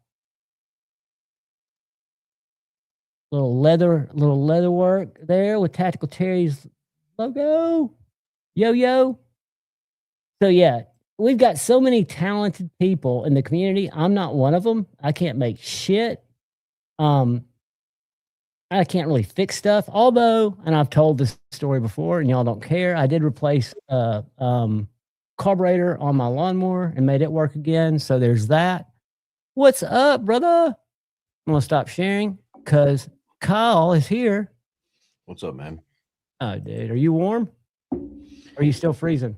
No, I'm warm. I was actually de-thawing and got comfy and fell asleep with the dog. Oh, I don't blame you, man. That sounds better than I've been just treading water here, living the dream. 5-door, what is up, dude? Guess where I was last night? I think I told you. Yeah, we talked about it. You knew I was hanging out with Lefty and his live. Had a really good time in there. No. And it's funny because I'm one of his, I was his mod. I don't know if I think he's probably got a couple, but I was the only mod in there and I was sharing links. He didn't know I was in there, but he was talking about a knife and I was doing like the old days, dude, where I'd throw up a Lefty affiliate links and I'd put in the chat a Lefty shill link and drop it in there. But his lives are fun. He was just chatting it up, talking more about pew-pews, but also showing off. He did a live unboxing of a bunch of concept stuff and then gave a bunch of stuff away. I pieced out. I fell asleep on the couch before that happened, but it was kind of cool being in there, chatting it up. A lot of people I didn't know. Double D. What is up? It was pretty cool. I know you guys aren't a lot of stuff, but man, I'm also just. No, I don't have a problem with Kevin. I just don't. You're not into that stuff. I'm just pouring snot, dude. I do not know what's going on inside of my head. I hope it's not a precursor to some kind of new biologically engineered sickness that I'm coming up with. I don't think so. I think it's just the cold weather making me literally, my nose is running like a little waterfall for no good reason. And it's been doing it for, I probably lost a pound in snot today, just having it run out of my head. Well, you're on you sound like you're very excited with your voice. It just keeps going and going and going. So I don't know if. I've been feeling dead space, dude. You know how I get where I go down tangents? Well, it just seemed like you were, I don't know if you would, what drink you're on right now, but it's the up or the down, but it's the Starbucks. Yeah. And no Adderall today. I'm trying to cut off that stuff so my brain's not artificially stimulated. Now, I did fall asleep at about 7 o'clock, but I only take little power naps, so it didn't make me late. But I was clowny, and then I was pounding. I'm on my second Starbucks, actually. So it could be that. Yeah. But I've been pouring snot all day. I mean, I was doing it at Knives and More. I'd have to walk in the bathroom every 30 minutes and get a piece of toilet paper because my nose would just be dripping. Kleenex with Vicks Vapor Rub. That is the key. And I've actually got some Kleenex with lotion over where I hang, where I spend most of my time when I'm not streaming. And at some point, I'm going to have to walk over there and grab another Kleenex because I don't think this is going to stop anytime soon. Hey, Kyle, did you see when I showed this knife off? And were you aware of it? The BMK Designs Ether, designed by a roofer in Florida. No. Not a knife tuber. Were you probably weren't in here. You're probably asleep when I shared his video. His name's Blake. Yeah, I just woke up. Mix something. But he made this knife. Best Tech designed it. He talks about on his video how he went about this, how he went. He gave really too much information, how he went. He's an independent contractor, roofer in northern Florida, and how he got an LLC and then went to his bank and got a business set up, got a business loan, got a tax ID number and all that shit, and made this knife happen. And he's not doing it to be a knife designer. He was doing it he was buying knives like us. He was an enthusiast who just had the balls, I guess, because he's an independent roofer, contractor guy, to just make it happen. He wasn't getting what he wanted out there, and this is what he wanted. And he had Best Tech make it. and make some other ones. And they're about, I think he said 3 dozen of the smooth still available on his site because his site is terrible. But it got zapped. It was a GoDaddy site. And so now it's just a checkout page. But his Instagram is where all the info is. But I like this knife. I thought you might like it because it reminds me of that swordfish a little bit. And that's not the name of that knife. Your MBK, what's that called? Oh, yeah. Similar. I know what you're talking about. The that's the vibe I got of this blade. Yeah. It's not the swordfish, right? It's something like that, though. Sabertooth. Sabertooth. Yeah. But I just got the, and it's hologram too. But this is A to Z EDCs. Yeah, it doesn't got a poon. A little bit. I mean, what's up, My Sierra? buddy ADC picked this up. Sierra, I just woke up. That's why my voice is a little groggy. You've got the phlegm in your voice where I've got the phlegm pouring out of my head. I don't have any in my, it's just my wake up. I just sound like awesome, dude. I'm glad you got to jump in there, Double D. The one I'm going to start doing it from behind the counter where I can show knives. That's the key. And I was actually live 25 minutes, which is the longest I've been able to stay live without people coming in there and having to go wait on somebody. Nice, Mikey Bobby. Sounds yummy. I approve. Kyle, you probably didn't hear my new AI song that I wrote the lyrics to. Because I've got that kind of time when I'm sitting down at the knife store. You got that right, Drizzy. Drizzy's what be happening inside my head. What's up, Drizz? No, yeah, it's just been a long week. So you've been, I mean, I'm surprised you made it to the mailbox to get your scales. Did they work? Were those the right scales?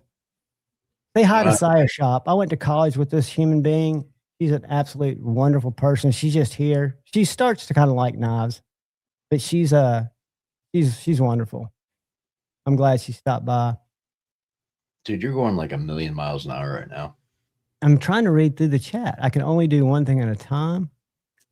Well, you ask me a question and don't even take a breath and just keep talking.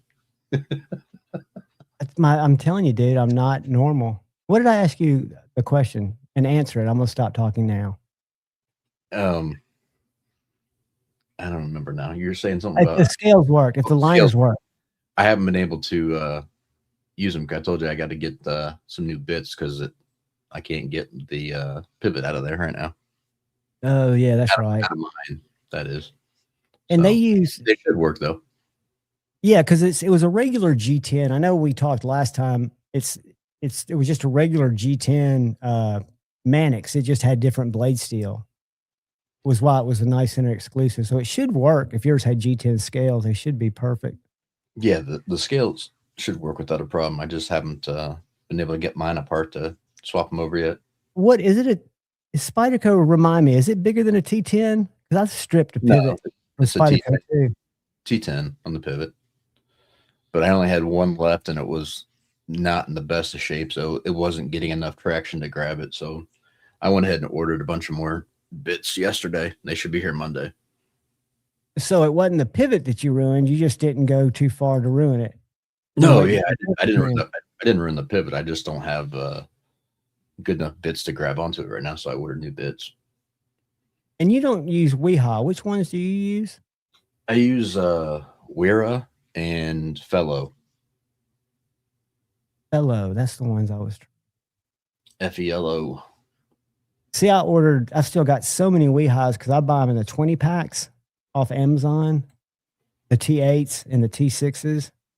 My T6s, I'm not seeing T6s on as many knives. They're always going to be on the clip. I guess that's just the nature of the game. It shouldn't be because I know US makers use T8s. Yeah, it would be more convenient if Amazon had them, but they don't carry them. So, plus I buy them in singles as well too. So, I just Do you buy them through your shopping supplies or one of those type of stores? No, I've shared the link before. It's KC Tools. They carry a bunch of German and other tools. Like the Fellows are made in Germany. The Weras are a German company, but they're made in Czechoslovakia. But they're very well made, hardened steel bits. So they tend to last longer than Weehas. So How do you spell Wera? Oh, there we go. Yeah, Wear. And do you buy the bits or do you buy the drivers? Just the bits, you said. I buy the bits individually, but I've got a couple of drivers. They're good stuff. Go Torx bits and see what comes up. Well, I can tell you how to get there if you don't want to search for them.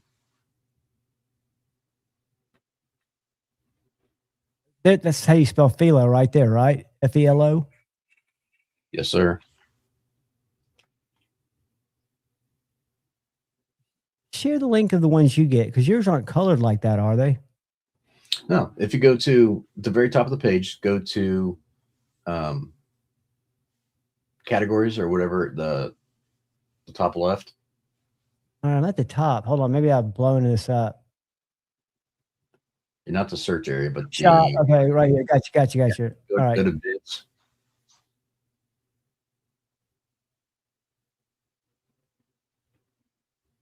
My computer's slow. And then go to the first one on the top left, the 1/4 inch. There you go. Gotcha. Then go down to the bottom, go to Torx Plus. And that has a little thing that's hollowed out on the inside, right? No, that's the security ones. The Torx Plus just have they have a deeper spline on them, so they grab better. Oh. So this channel, is that what you're calling the spline or that raised part? Yeah, that's that spot right there. That's a spline that sticks out. Very cool. Were you here when I was talking about how bad web design gives me major anxiety? This is horrific. I know you have to have a site like this when you deal with so many SKUs, so there's no good way around it. Their website's great. What are you talking about? Well, it's for somebody like me that is not good at organizing shit. This is sensory overload in a big way. So if I go to Torx Plus, if I want to see the Wera, how would I find them? They're in there. Go to the Torx Plus where you were at. There you go. And then the top left, you can search. Okay. So I looked at that one, so I can go to Philo right here, right? Yep. Just because it doesn't the search the neon sign on what you're looking at doesn't mean it's a bad. No, it's not. I said it wrong. The UXI or whatever you want to call it, the experience for somebody like me that has a very fucked up, kind of cluttered brain, this kind of organization, although it's got great usability for normal people, for people that are neurologically atypical, this is just too much. For me, I'm a scroller and scroll and find it. Oh, shit. Now I'll search. To me, that's just a waste of time. Like, I'd rather just go after exactly what I'm looking for. Well, see, I didn't know I wanted to see the difference, which I see now, the difference in these bits and my Weehas. It's the machining. And these look like much more quality bits. Do you like the Weras better than the Philos? Or do you like the Philos better than the Weras? I'm testing on both. They're about the same. I think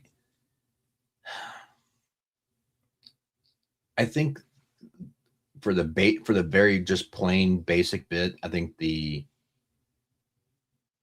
Philos or Fellows, whatever, are probably a little bit better.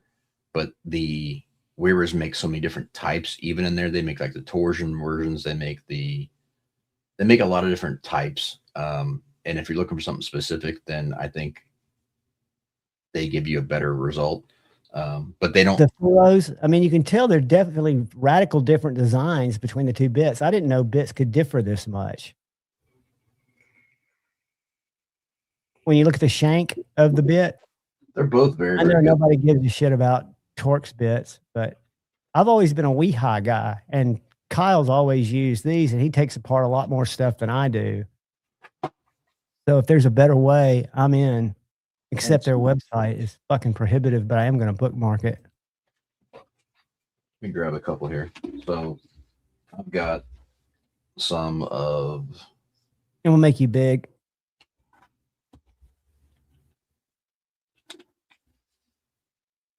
I've got some of those. That's the T6s left over. I've got a couple of those left. Those are good. Then that's the one that I have. That was good, but it wore out. That's the T10 bit. Then that's when you ordered. You're waiting to come back in. Yeah, and then this one's actually a good one too. This is their Torx Plus power bit. That's a T8. I've got an extra one of those. And then where's the? I've got some. I think I have another one of the fellows. Let me see if I got one of those to show you.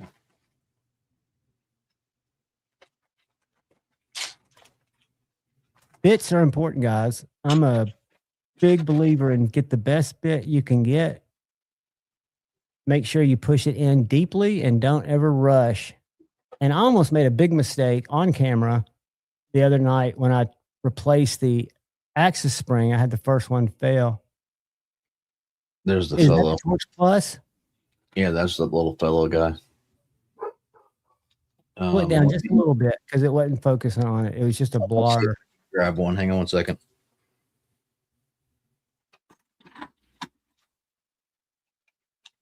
So they've got different types. So like this is the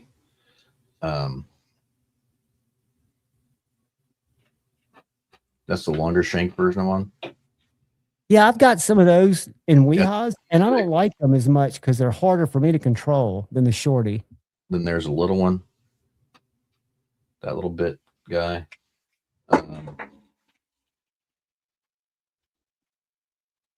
Let's see where it's at. Yeah, there's the Philo. Yeah, they do. It definitely looks like a better bit. When I run out, which will be a while because I bought 20 packs, and the Dragonfly zapped all my joy in doing knife mods. That was brutal. 45 minutes on camera. I snagged these little guys. They're tiny. I mean, they're. Oh God. Yeah. That is a portable little driver, isn't it? They're only like, I don't know, $10, something like that. But they've got not a ratcheter, or is it a ratcheting driver too? No, I wish their ratchet ones are like 60, but just good little hard rubberized plastic. You can get really good torque on these guys. And then this one's the same type of. This one's actually it's the same size, but then you got the extender on the end, the bit holder on the end, where it actually just snaps them in. Sucks it in. Yeah, it locks it in there. But yeah, I mean, so even with the bit on there, it's tiny. There's the KC Tools homepage. The good thing about them, so like if you order before like 1 p.m. Eastern, they ship the same day. So like I ordered from them on Thursday and I'll get them on Monday. Comparable to like Amazon's almost the same shipping. It's like normally 2 to 3 days. So but you're getting it just as quick. So and you can buy, like I said, you can buy singles. You can buy one of this, one of that. You can get whatever exactly you want if they have it in stock. And shipping's reasonable. I think I got, I don't know, 6 or 8 bits, and I think the shipping was like $8. I mean, it still seems like a lot, but with the cost of shipping right now, it's a lot. And the way that shippers, because I've not forgotten about the handles, and I'm still talking to TRM because they're actually did not stick them in a box that's coming to me tomorrow. And they apologize, but it's a different company. They're still trying to run down those bits. They didn't know why the shipping was, but me, somebody who ships a lot, if you don't weigh each item, which I'm sure companies like that probably don't weigh the items and all the different configurations, they just probably say, okay, this. Because I know at Knives and More, I think they say $12 or 13. I forget what they charge to ship.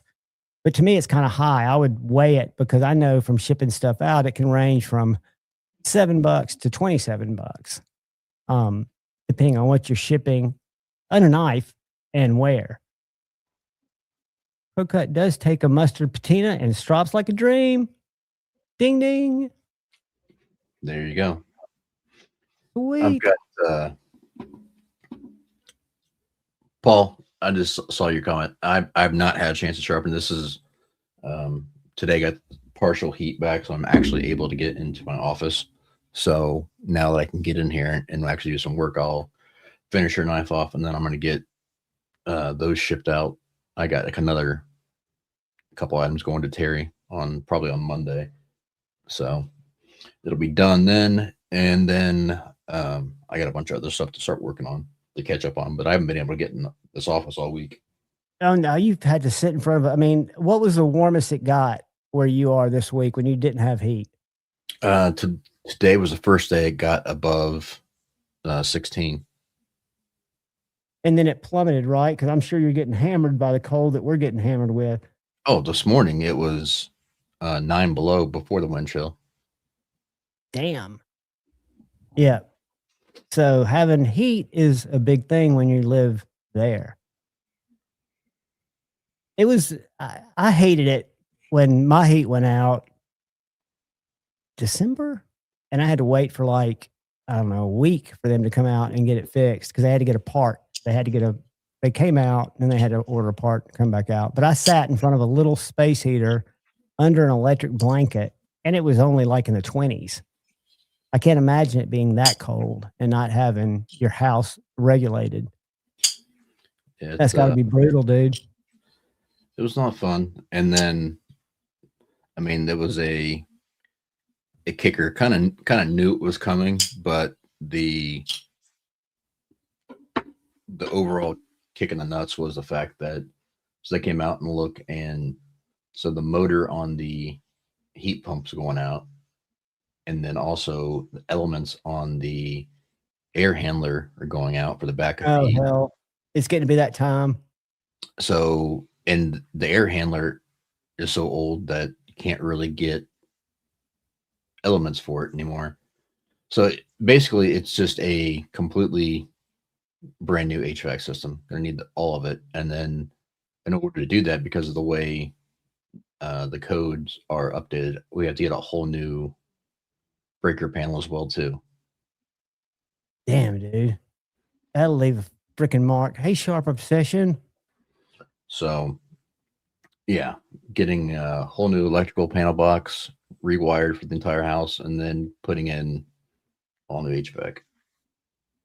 Just I mean, that's major, not only financially, but just the work itself. I mean, that's a lot of work that how long would you be without I mean, they probably wouldn't do it till it was more conducive, but is that like a week's job? I don't even know what the lead time on a job like that would be. No, I think they can get that done in a day or two. It's just replacing the unit. I mean, is it centralized like that?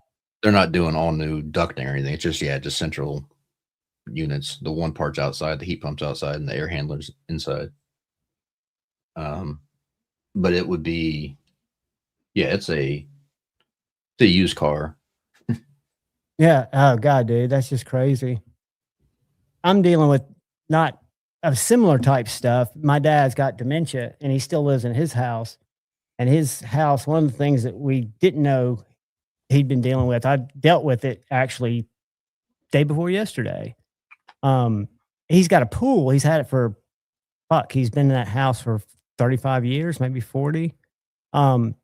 And the pool cover had split. It's got one of those flat covers that they mount around it. Really nice cover, but it split over just in an area to where the water was exposed. And I guess it was a mosquito breeding ground.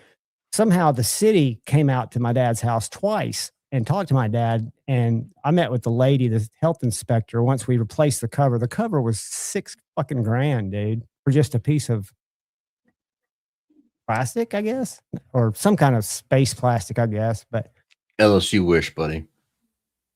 What's up, Ryan? So if you wanted to think of it in these terms, it's like getting 40 brand new hinderers. God, dude, that's just eating a chunk out of your ass. Yeah. So let's go. I can't do math in my head. Well, you know, I'm not gonna. I I'm wasn't gonna trying. see how many hinderers the pool I cover wasn't was. doing it for a cost. I just was kind of giving people an idea of like what. I wasn't bragging about money. I just was saying like No. Dude, you're talking about the kick in the nuts you took. That's not bragging about. I don't. I was just going to this app, see if it would let me track this number.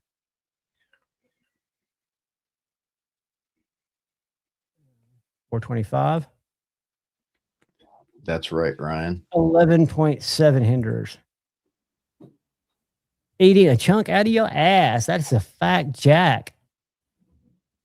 Good to see you, Ryan. You got a link, buddy. If you and Shane want to join. I haven't seen Shane. Have you talked to him today? I have not. I talked I haven't to him since last night in chat. I talked to him last night briefly, and then nothing today yet. I said chat. It's really was it DMs where I was laughing? Or was that our group chat? There was both of them going off last night. That was funny. Ryan's just coming at me. Ryan comes at me all the time. He picks on me, kind of. He almost bullies me, but he can get away with it. Yeah. He got me to Blaze Show. He's the man. He could also probably chuck you like a shot put. How'd that go, dude? Did you cha-ching?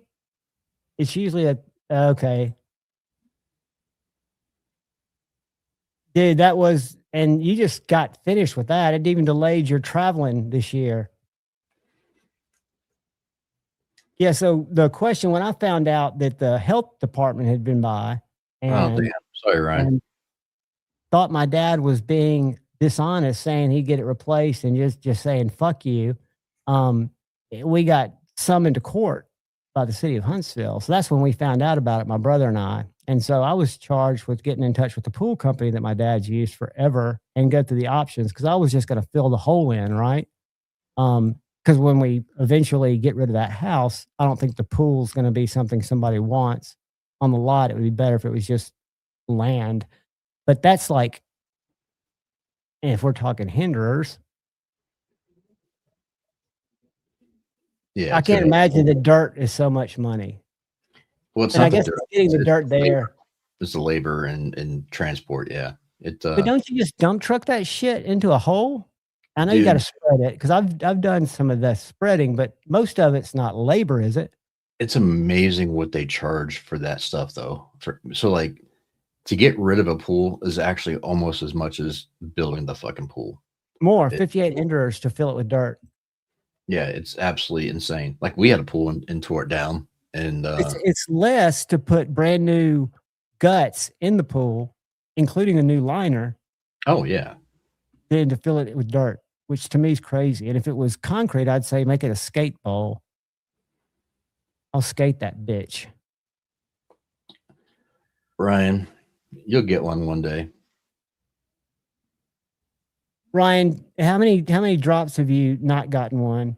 Because I promise your lottery's coming up. Do you know how to use Google Alerts, Ryan? He's there ahead of time. He's just not getting through. Right, but I'm thinking secondary is how I got mine. I got mine on catch and release right after the Friday the 13th drop 2 years ago. I think I got mine. It was still October. And it dropped on the 13th, but somebody bought it, got it, and put it up on, I think, Blade Binge, and was asking too much, but was very reasonable when I messaged them. So I bought it because I could at the time. And if you set a Google alert, I had them set for all kinds of digital marketing type stuff. But you just put SPK Lamia, it will alert you when somebody posts one, and Google's crawler indexes it, which usually happens 5 minutes after it's dropped, or a listing has been made on Blade Binge or anywhere else. Ryan, that just meant it's not meant to be. It means you'll either get you'll get in on one of the next K390s, or you'll wait till Alex gets a hold of some experimental steel. Hey, word K390 rusts very, very quickly. Yeah, it's not a stainless. I know that. I know that. And when you, if the blade steel's on a blade and you get a sheath made, tell the sheath maker what your knife's made out of. What's up, Rob? Nerdy Knives. Guardian Tactical Apex and MagnaCut. Magnamax. No. Not even. What is the Guardian Tactical Apex? Let me Google that. Is it an out the front? Yeah, I think those are OTFs. What's up, Rob? That's all Guardian makes, right? I believe so. All right. So what was the name of the Guardian Tactical? Apex. APX. Thank you. Any time to go back. I don't want a video. Let's go to Blade HQ. It isn't out the front. A knife I'm not familiar with, so I'm going to peek at it and take y'all with me. Oh. I'll look at a different one. Ooh, that's pretty wicked looking. That looks like a Medford.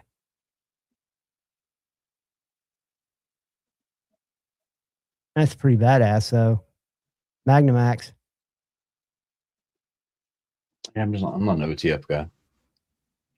I wasn't for a long, long time, but the EMP EDC Pulse got me kind of a little bit of a bug, and I've got several. That's like the worst example of one, though. What's that? That's like the worst example of one, though. What's that?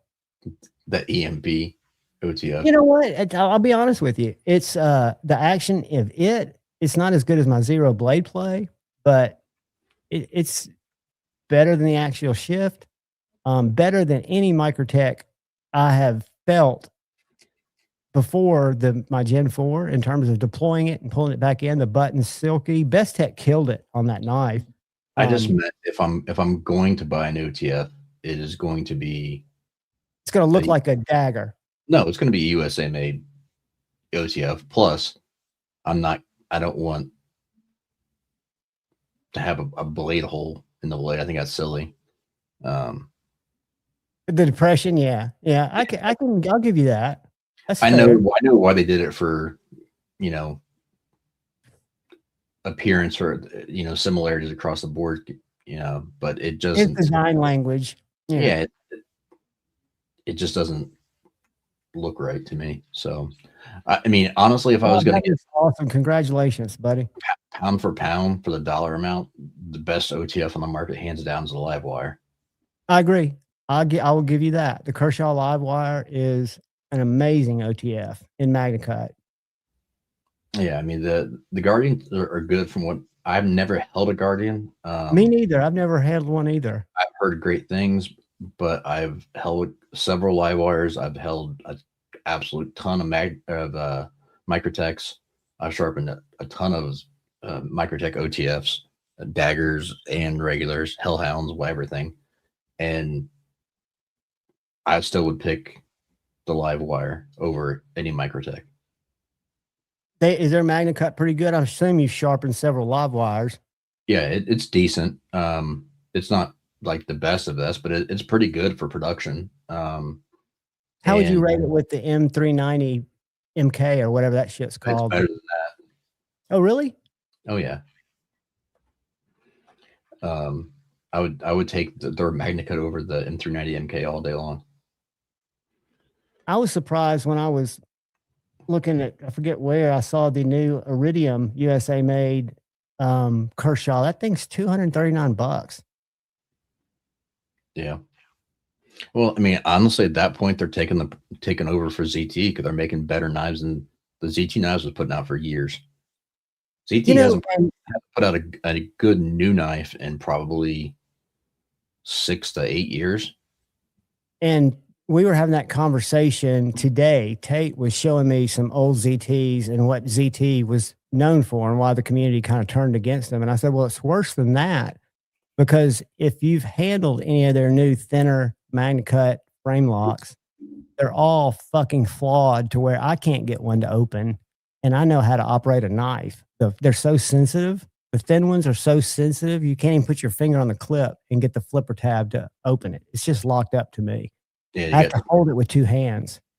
Yeah, real sensitive lock pressure on the lock bar. Yeah, I mean, unacceptably sensitive. Honestly, I think some of the old ZTs are just absolutely goated, like the 0640, the 392, the 562, the 777,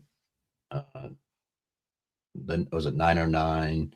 Some of the limited run ones were amazing, but they've not put out totally were outside of my orbit. I was not aware of any of those numbers until I've got immersed in Knives and More. I'd heard about the Hinderer Slicer version, which to me is not that great of a deal because it's only like $80 or $100 less than a XM18.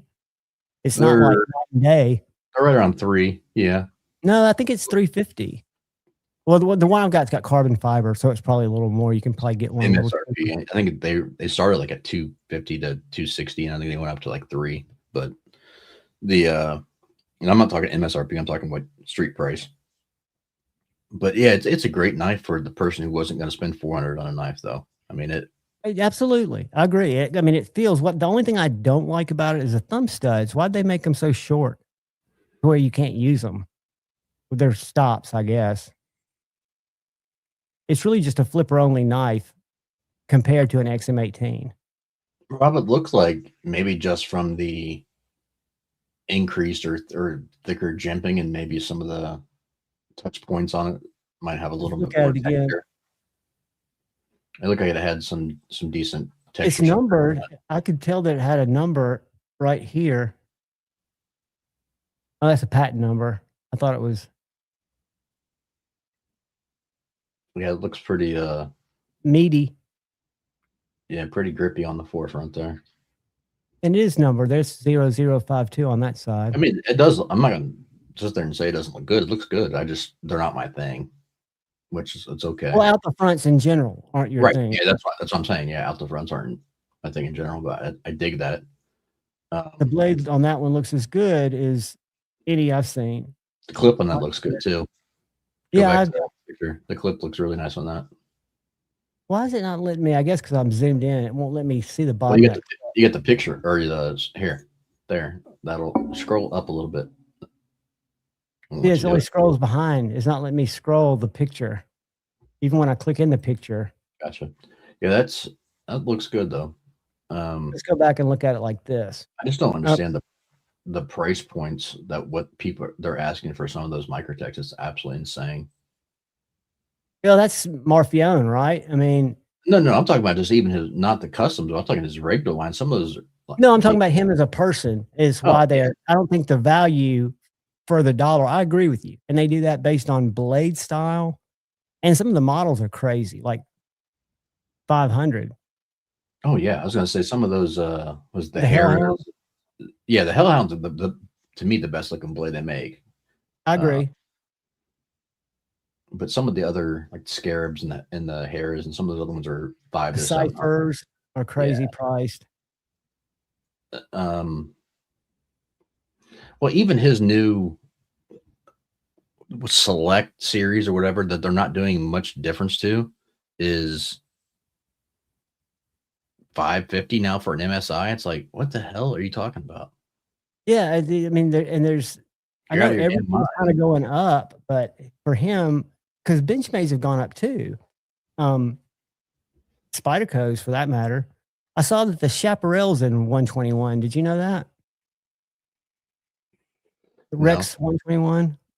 I did not know that.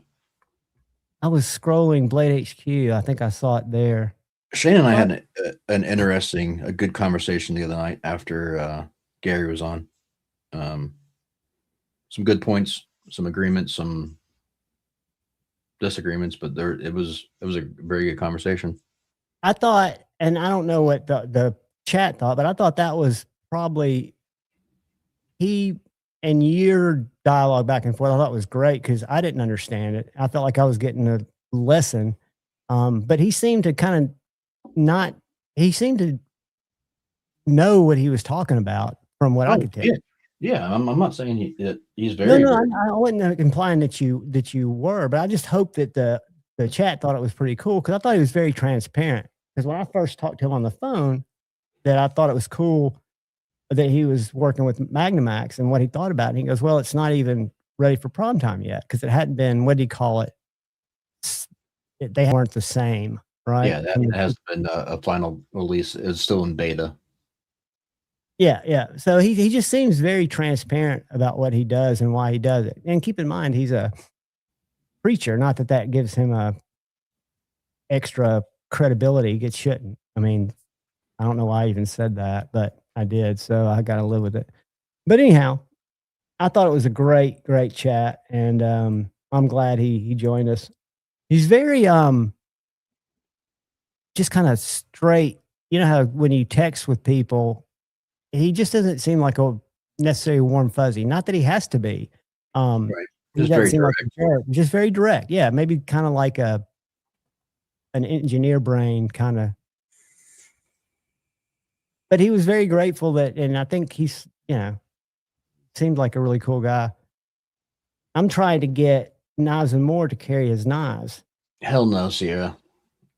I think it's a cool piece, but the price point's absolutely insane for that knife. There's no value proposition there.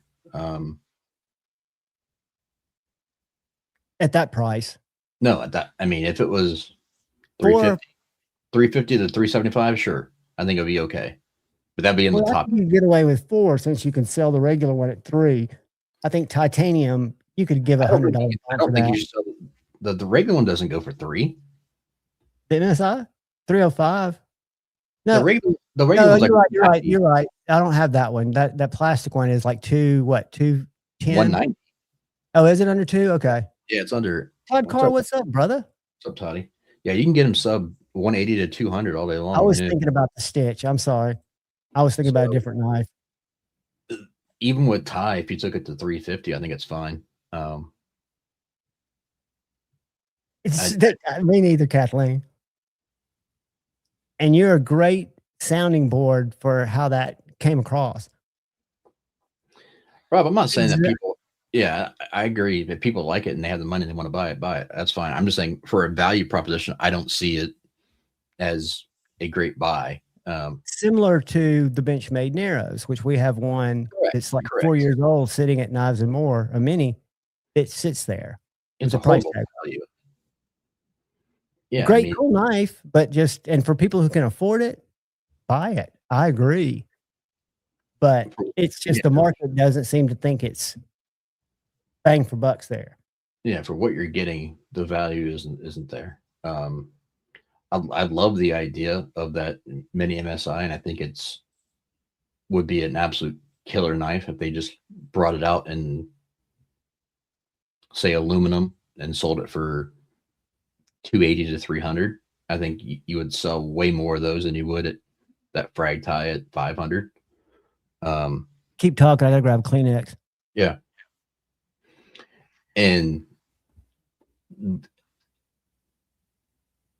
Anthony likes to do a lot of marketing and stuff about his designs to create added value, but there is no such added value because it's just marketing fluff.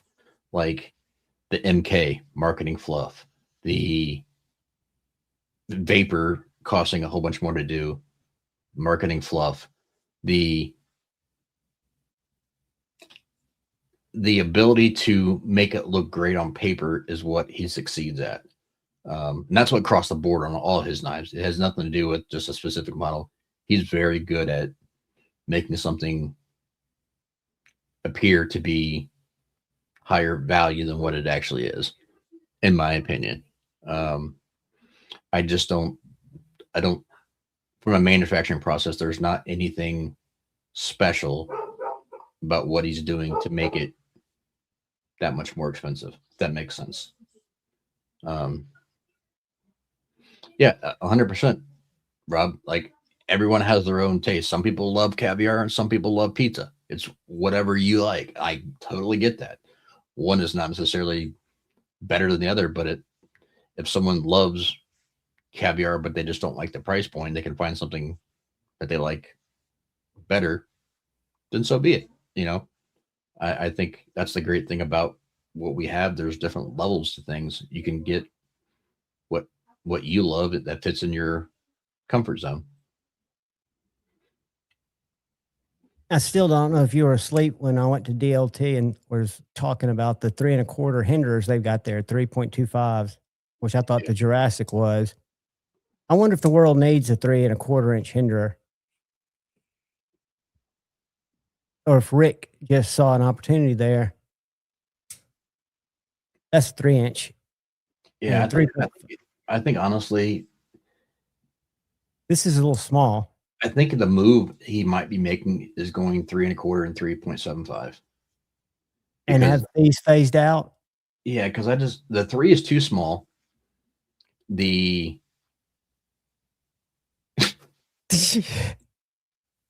Thank you, dude. Who got gifted the membership? Let me see. Because they need to come. They need to come to the Henry 683. Come by. Thank Mass Deportation. Can come by Sunday and you'll get a chance to play the secret word game. The 3 makes sense from it's better than the 3 for selling standpoint. But I agree. Hold on one sec. Yeah.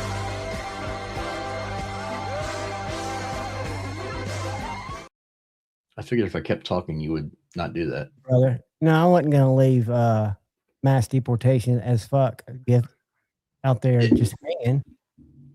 And but Henry wasn't going to leave him just hanging. If you do 3.25, there's no point doing that. And then 3.5. So you need to make a bigger separation. So I think it probably would make more sense to go 3 1/4 than 3 3/4. I think that would be the play, and I don't know if that is what they're doing long term, but I don't see that big of a difference to do 3 1/4 and then 3.5. Yeah, I mean, again, because when you read the description of the Jurassic, it's much thinner blade stock. I don't know if that's going to show between the 3.5 and the 3. So I'm assuming the 3 1/4. Well, it might that. No, it is thinner. Well, it also is one of them a skinny. No. Okay. So that's well, one of them's got. Well, let me get the titanium full tie.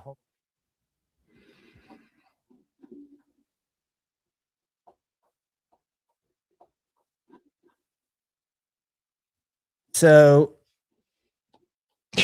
the small goobers, Todd.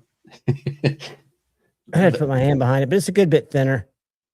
Todd, they're thicker because they got thicker blade stock, but they're not like massively. They're not like Medford chunky. They're a little over 1/2 inch. Well, I was trying to show the back. I can't even get camera orientation tonight. I apologize, guys, for being an idiot. I think the scales are even thinner on the 3 front. They are. I think the scales are about 2/3 the size. The standard blade stock thickness is 0.165. And then roughly a quarter inch on a little bit under a 1/4 inch on the scales. Well, let me see if I can here. Let me do this for you, Todd. Let me get my calipers and I'll measure one for you. Mine I was about to say mine I can probably reach if you've already gotten up. And you can probably read them. I can read them when I'm measuring like the thickness of a knife, but when I'm trying to get behind the edge thickness, I can't. I just can't get it in the right place where I feel comfortable saying, similar to the Nano Shark. I've not held a Nano Shark, but I've got the what's the one? The Shark Cub. The 3.0 is probably about a little bit thicker than the Shark Cub.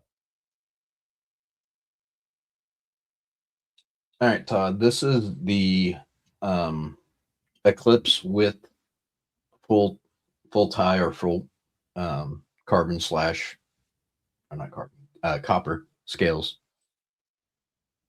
A little over 1/2 inch, so it's not crazy thick. And then the 3.0, let me get my calipers. You got a 3.02 there? No, I don't have a 3.0.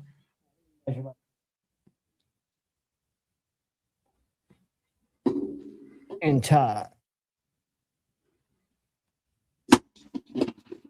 Yes, I mean it's thicker than some, Todd, but it's not crazy thick.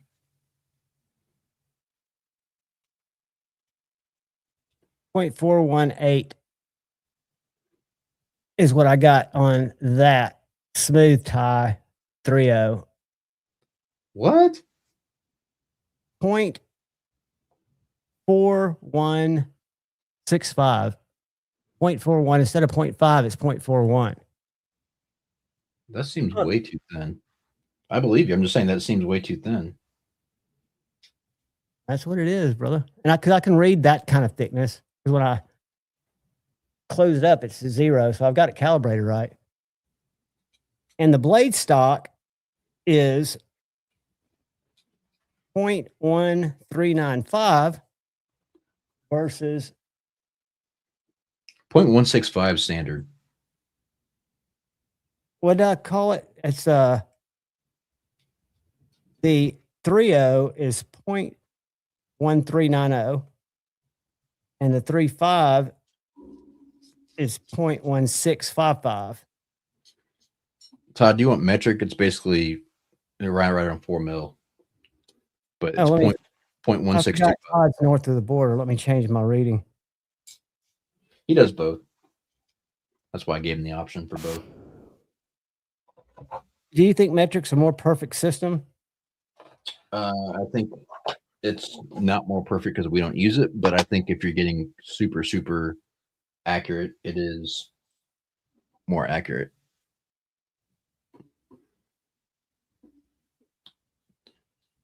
Very cool. No, it's bigger than 8. 8 is 0.125. This is 0.1625. So not quite 3/16. I was going to see, just for shits and giggles, what the thickness on the 3 1/4 is. Blade thickness 0.165 on the new one. So that's the what same your thickness 3.5 is. Yeah, I was gonna say that's what Yep. your other ones are. 0.1650. Yep, same. That's a fact. So yeah, you're probably right. They're probably going to phase out the 3.0. I'm guessing. I just don't see a need to go 3.0 go 3.25 and then standard 3.5. Doesn't make any sense. It's 4.19 millimeters, 0.165 inches.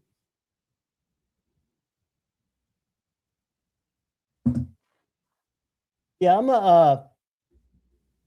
I really like Hinderer knives, so I'm not going to give Rick a hard time. But somewhere I remember reading that the Jurassic was there to kind of bridge the gap, even though the spine and the back strap feels different in the hand, and it had that, what was it called, the Rick Hinderer modular back spacer system or whatever.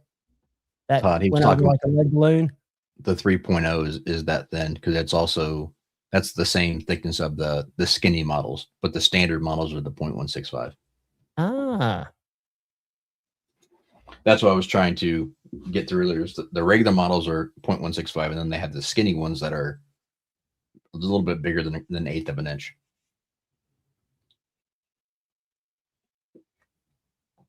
I agree with that, Sierra Rick. When I first got into the knife game, up for a long time, even when I started buying more expensive knives, I was never attracted to a Hinderer. It never caught my attention. My buddy Dark Gravity put the 3.0 in my hand that I bought from him, and that started it for me. I had to carry it. He made me carry it for a week. What's up, Cheeto? Richard, I get that to a point, but then adding so many more SKUs to their manufacturing doesn't make sense because they can't interchange anything in there. So it's not like they can't interchange scales. They can't interchange blade parts. The parts wouldn't be transferable. Well, just when you're doing your cutouts, you're not going to have, it's all new programming. It doesn't make sense to add a third version in there. So Cheeto insurance right on. I think if you go 2 versions, it would be too close to do 3 1/4 and 3 1/2. Drinkwater, what's up, brother? What's I up, do agree. Drinkwater? I after carrying it for a week, I went from not even looking at them to wanting to buy it. So there, I think the value proposition is there for sure. At 4 1/4, I think that's probably one of the best values on a USA made premium folder without a bar lock you can get.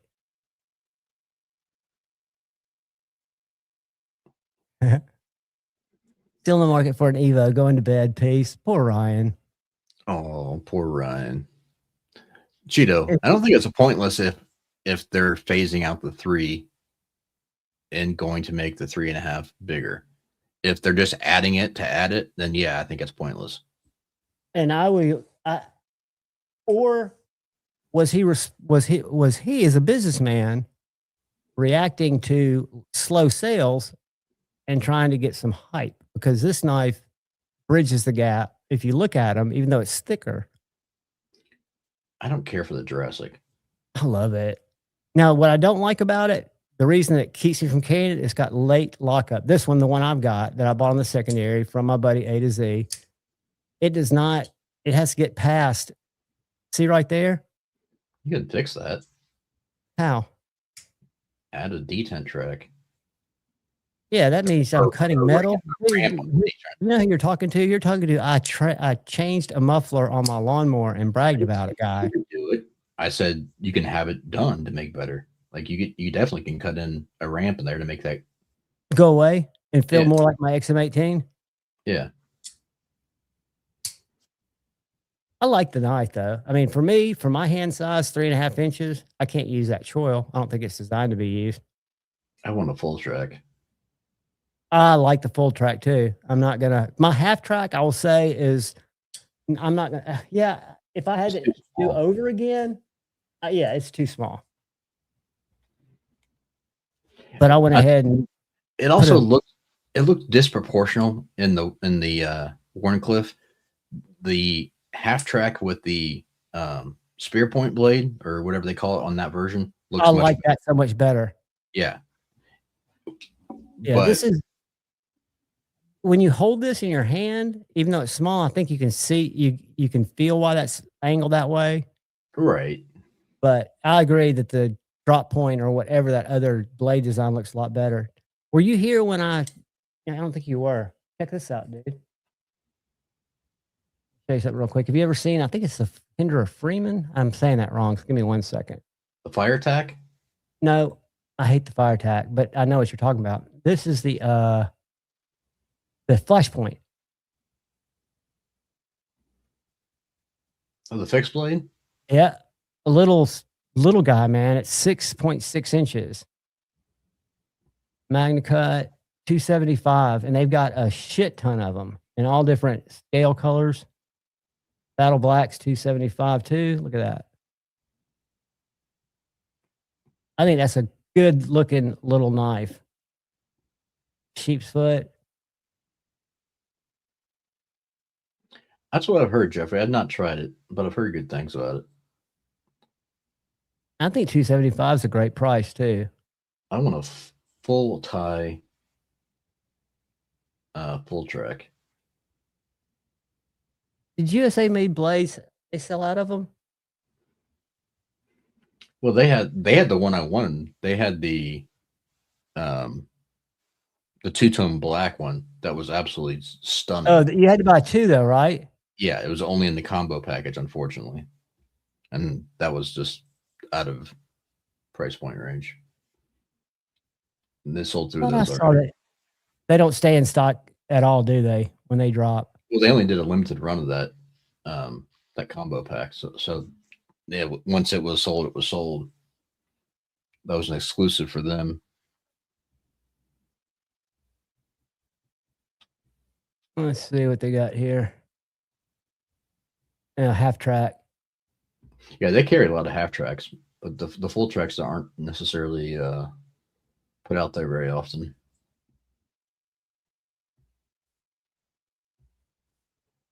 But you usually don't see that many Hinders in stock, do you? The last year you have. Yeah, the market. Yeah, last year you have, but you used to. Yeah, no full tracks. Yeah, but I agree. That's a good looking knife, the full track. Yeah.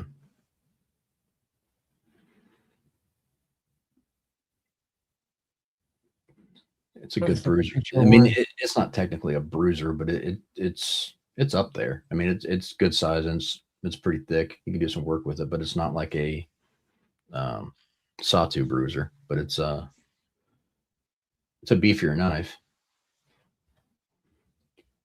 $5.95. That's the warranty. You don't like the warranty though. You wouldn't get a warranty in a full track either, would you? The full track and the warranty is not bad. I just don't like the warranty on the half track. Luke, did check your butthole? I like that blade. Oh, that's a Spanto blade. I don't like that. That's what my XM18 is. That's probably my least favorite blade. What's up, Palmer? The Spanto is their worst blade shape. Yeah, I agree. But the other one, I think it's a slicer. I think they've got a slicer in the full track. I know that the ones I saw were not Spantos, were they? Surely not. What? Did they just have a Spanto or a warranty? Is that the way it works? I think it might be. I thought it was a Spear Point, but it could have been Spanto. Yeah, I think you're right. Spear Point. Let's go.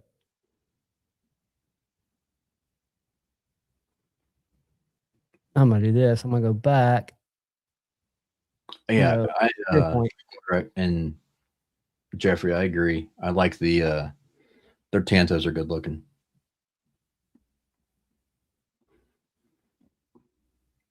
There's a full track Spear Point.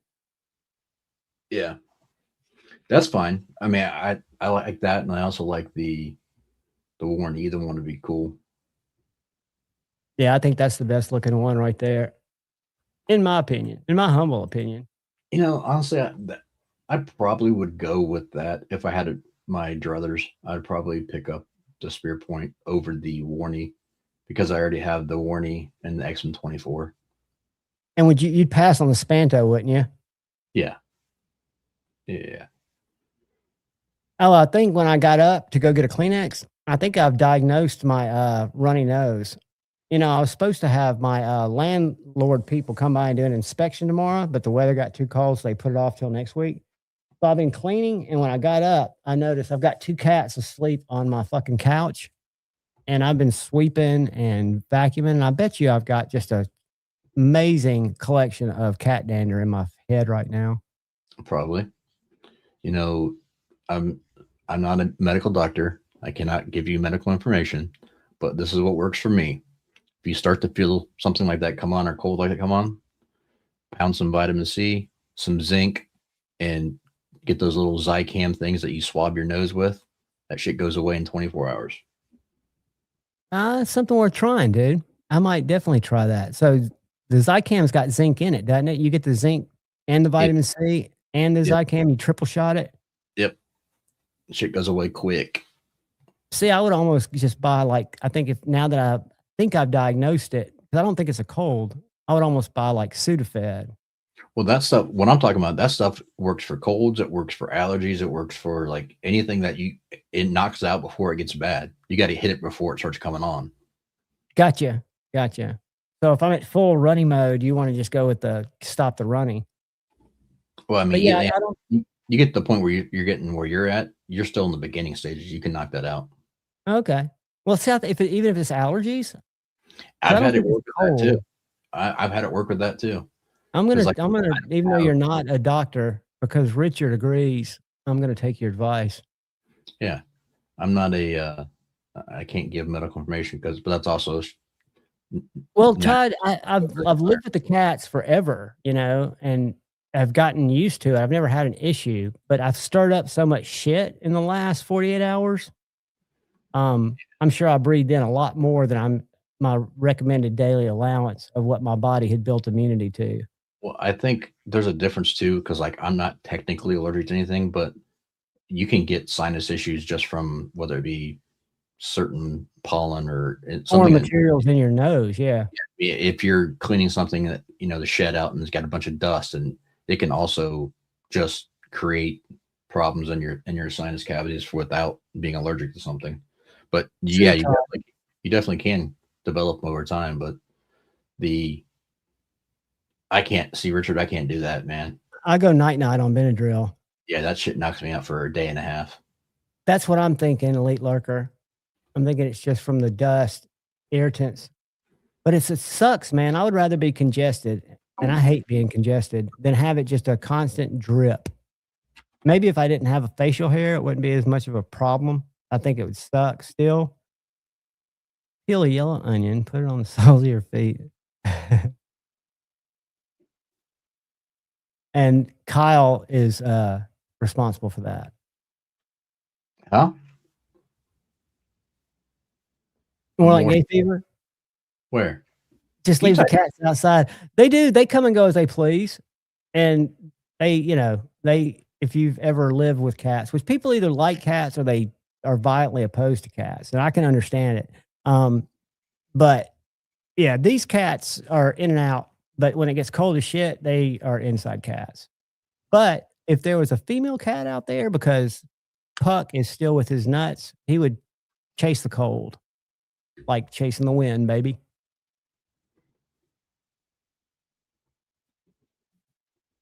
My wife had allergic to seafood. Now she has to take 4 to 6. And if she's taking it like that, because she takes it daily, right? Or only when she's affected by it. Because you can build up a tolerance to stuff like that where it doesn't knock you out like it does me. This makes me real groggy. I don't do well with anything, the histamines. So like that stuff, I'm very susceptible to anything that I will agree with that. Even like I would take like that. What is that? The Zyrtec non-drowsy to help like during certain times of year with sinuses. And even non-drowsy? Yeah, and even that stuff affects me. Oh, gotcha. Because she's got to shock it. I see what you're saying. Yeah, so that's like to keep her from, yeah. And then being tired is not a bad side effect. Richard, she could probably just not eat seafood. They hide that shit, though. Most people that have those food allergies, because I bet her throat closes up, right, Richard?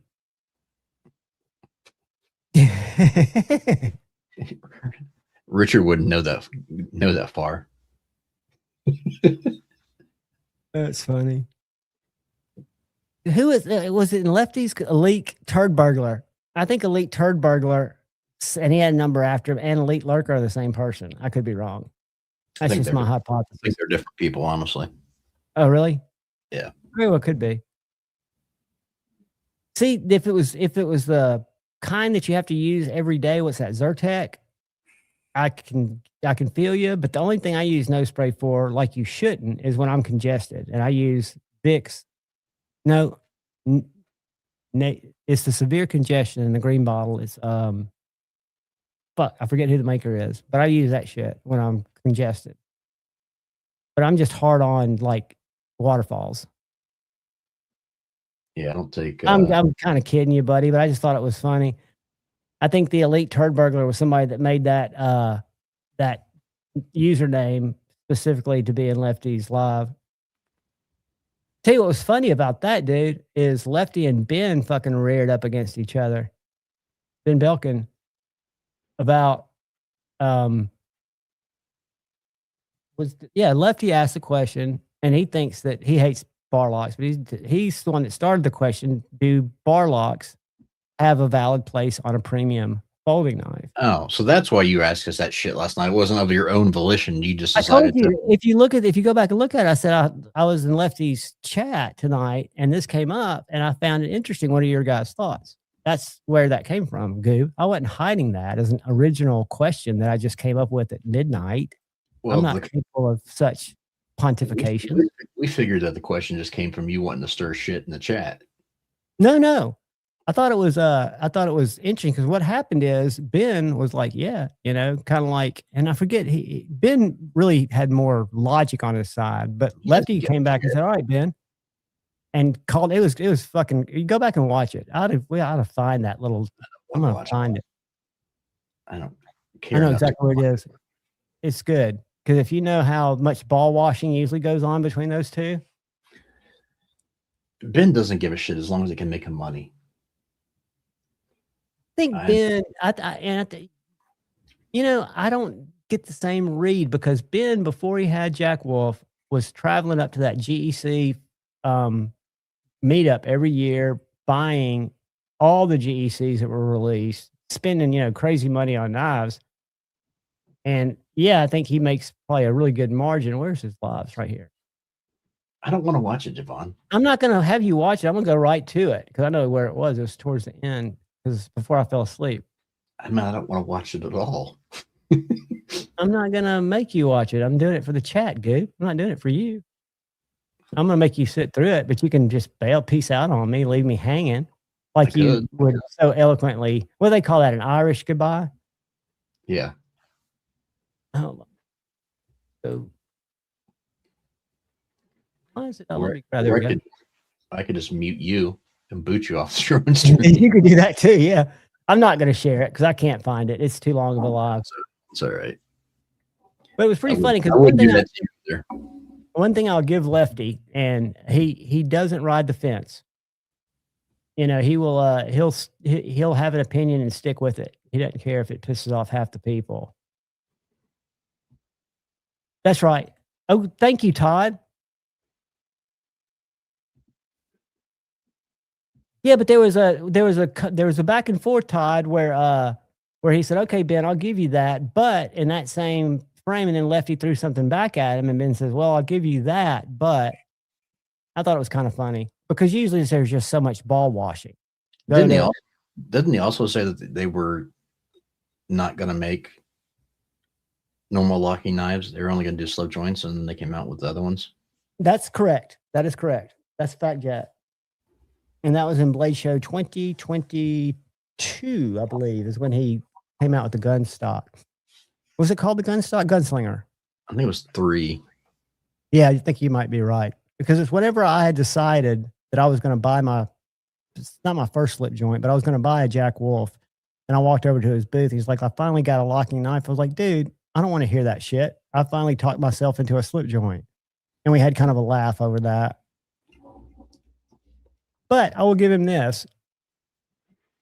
The knives have been quality, I think, in my experience. And I did experience one of the locking knives. I think I reviewed it. I think Lord Needham sent it to me. But I've got 2 Jack Wolf slip joints, and they're really good knives, I think. Are they worth $299? I think the value proposition is there if you look at it close. I used to want to send one to Pocket Metal when we were doing streams together for him just to look at it and examine it before casting judgment, and he never even would take me up on that. Yeah, I don't see the proposition value there, but no. Well, I mean, again, I'm looking at it from a user, not a cost, and then accelerating it up. I'm not going to see what the cost of manufacturer was versus what I'm paying. I'm just looking at $299 when I could buy an Essex. Is that what that brand's called? Right. I've not experienced one of those knives, but I can't imagine it being that much better fit and finish than a Jack Wolf. I don't think so either. But my point is, I just, for what it is, I don't see. And I'm first one to say I am biased. So like I don't care for them. I don't like them. I've held them. It's not like I've not given them a shot. Oh, I know. I've never said that they were horribly made. I just think that the value proposition is not there. I don't care for the owner. I don't care for the way they handle things, and that's all. Those are all very fair points. My thought is a GEC. I don't think you can get for under $150, and a GEC is what, surgical steel or carbon steel. A traditional pattern, but I've also got 2 GECs that I like very much. But if you look at them side by side, there are things about they can't really, I guess, be compared.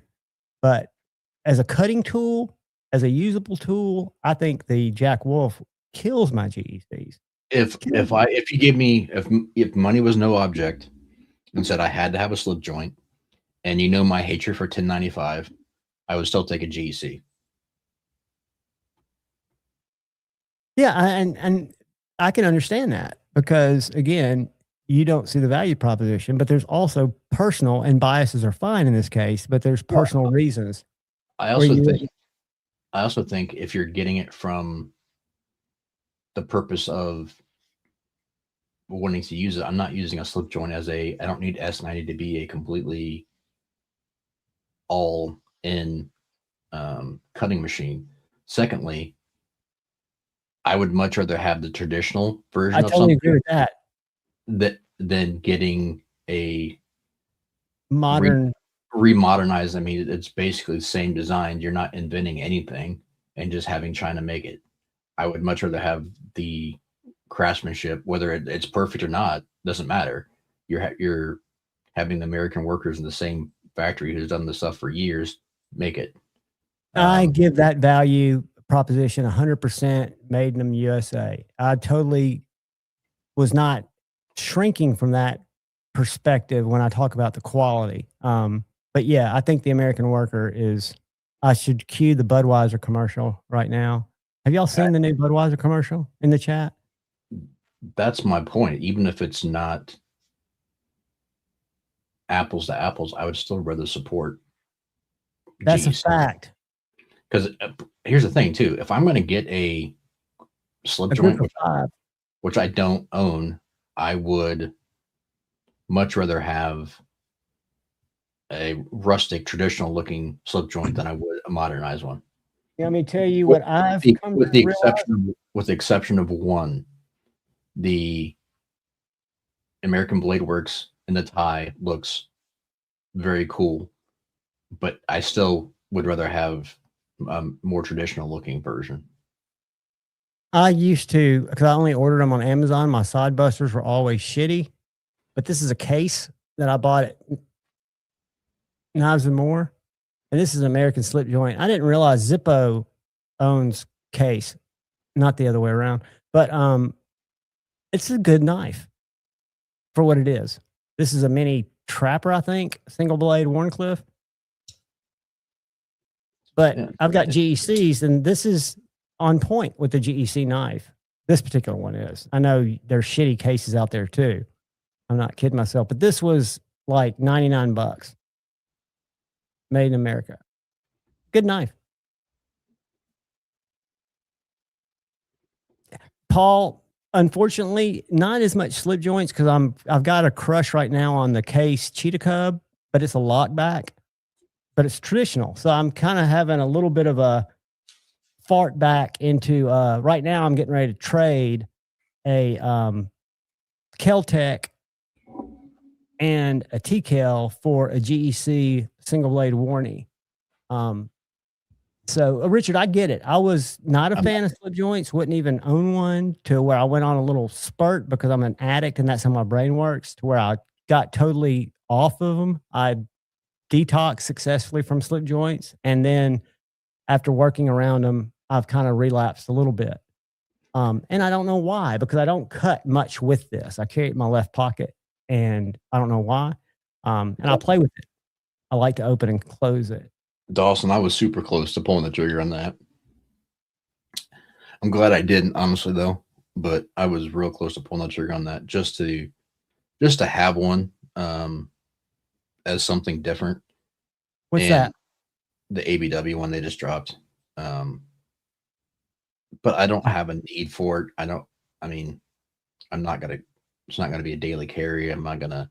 So I'm glad I didn't, because I don't need to spend the money on it right now, especially with everything going on. But it's a good looking little knife, though, for sure. Sierra Rick, when I don't consider myself a knife guy, when I wasn't in my knife guy years, I always carried a little Swiss Army knife, the one that had the blade, the nail file, and the scissors. I carried it to every Grateful Dead show I went to because I would cut doses with it. So I was a knife guy even when I wasn't a knife guy.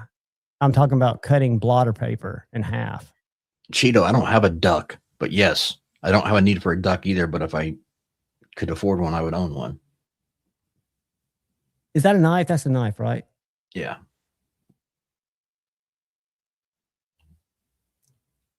Cheeto just being a dick like usual. Paul, one day except Wednesday, if you ever want a case, you call me down at Knives and More, and I'll take pictures of certain ones because it makes it different. Dude, Rough Riders are great. The Rough Rider Reserve is what you got. And the Rough Riders are good, but the Rough Rider Reserves, I think, are when I was in my little slip joint addiction, I had a bunch of Rough Riders because they were very attainable. They're like 60, 70 bucks. I didn't know cases at the time because I'd only bought a couple of side busters from Amazon and they just didn't do much for me, but they were only $35 knives. When I went to Knives and More, who's like a major case dealer, I saw a different level of, I guess, trim line, like maybe LX or EX over DX. I don't know. That's Honda old school model designations, DX, LX, EX. You wonder why I'm just spitting out random numbers. FYI, we got 14 minutes till set of action. All right, let's do this. Let's wind it down. Kyle, how you're behind on sharpening, so you're probably not taking stuff right this second, or are you? Not quite yet. It'll probably be about a week.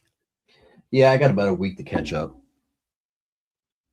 You got any parting words for these lovely people? No.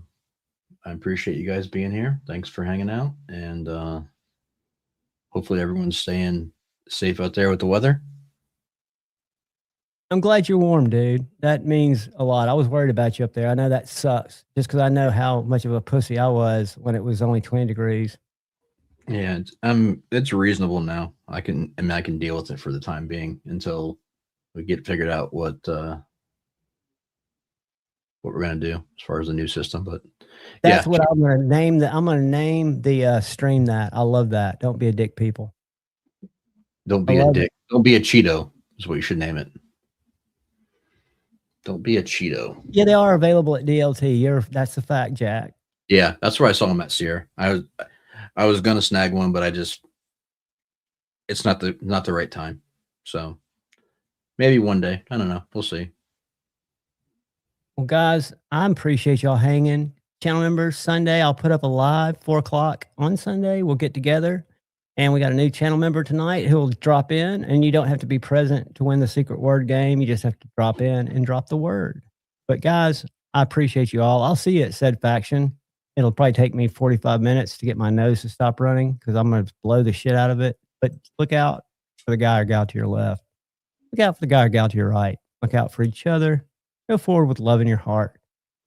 Thanks again for hanging, and always choose debate, not hate. I love you guys. Peace out.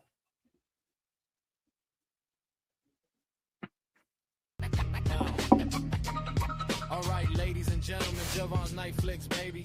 Friday Night Flicks, baby. The first ever episode. We are getting it cracking like we say. Shout out.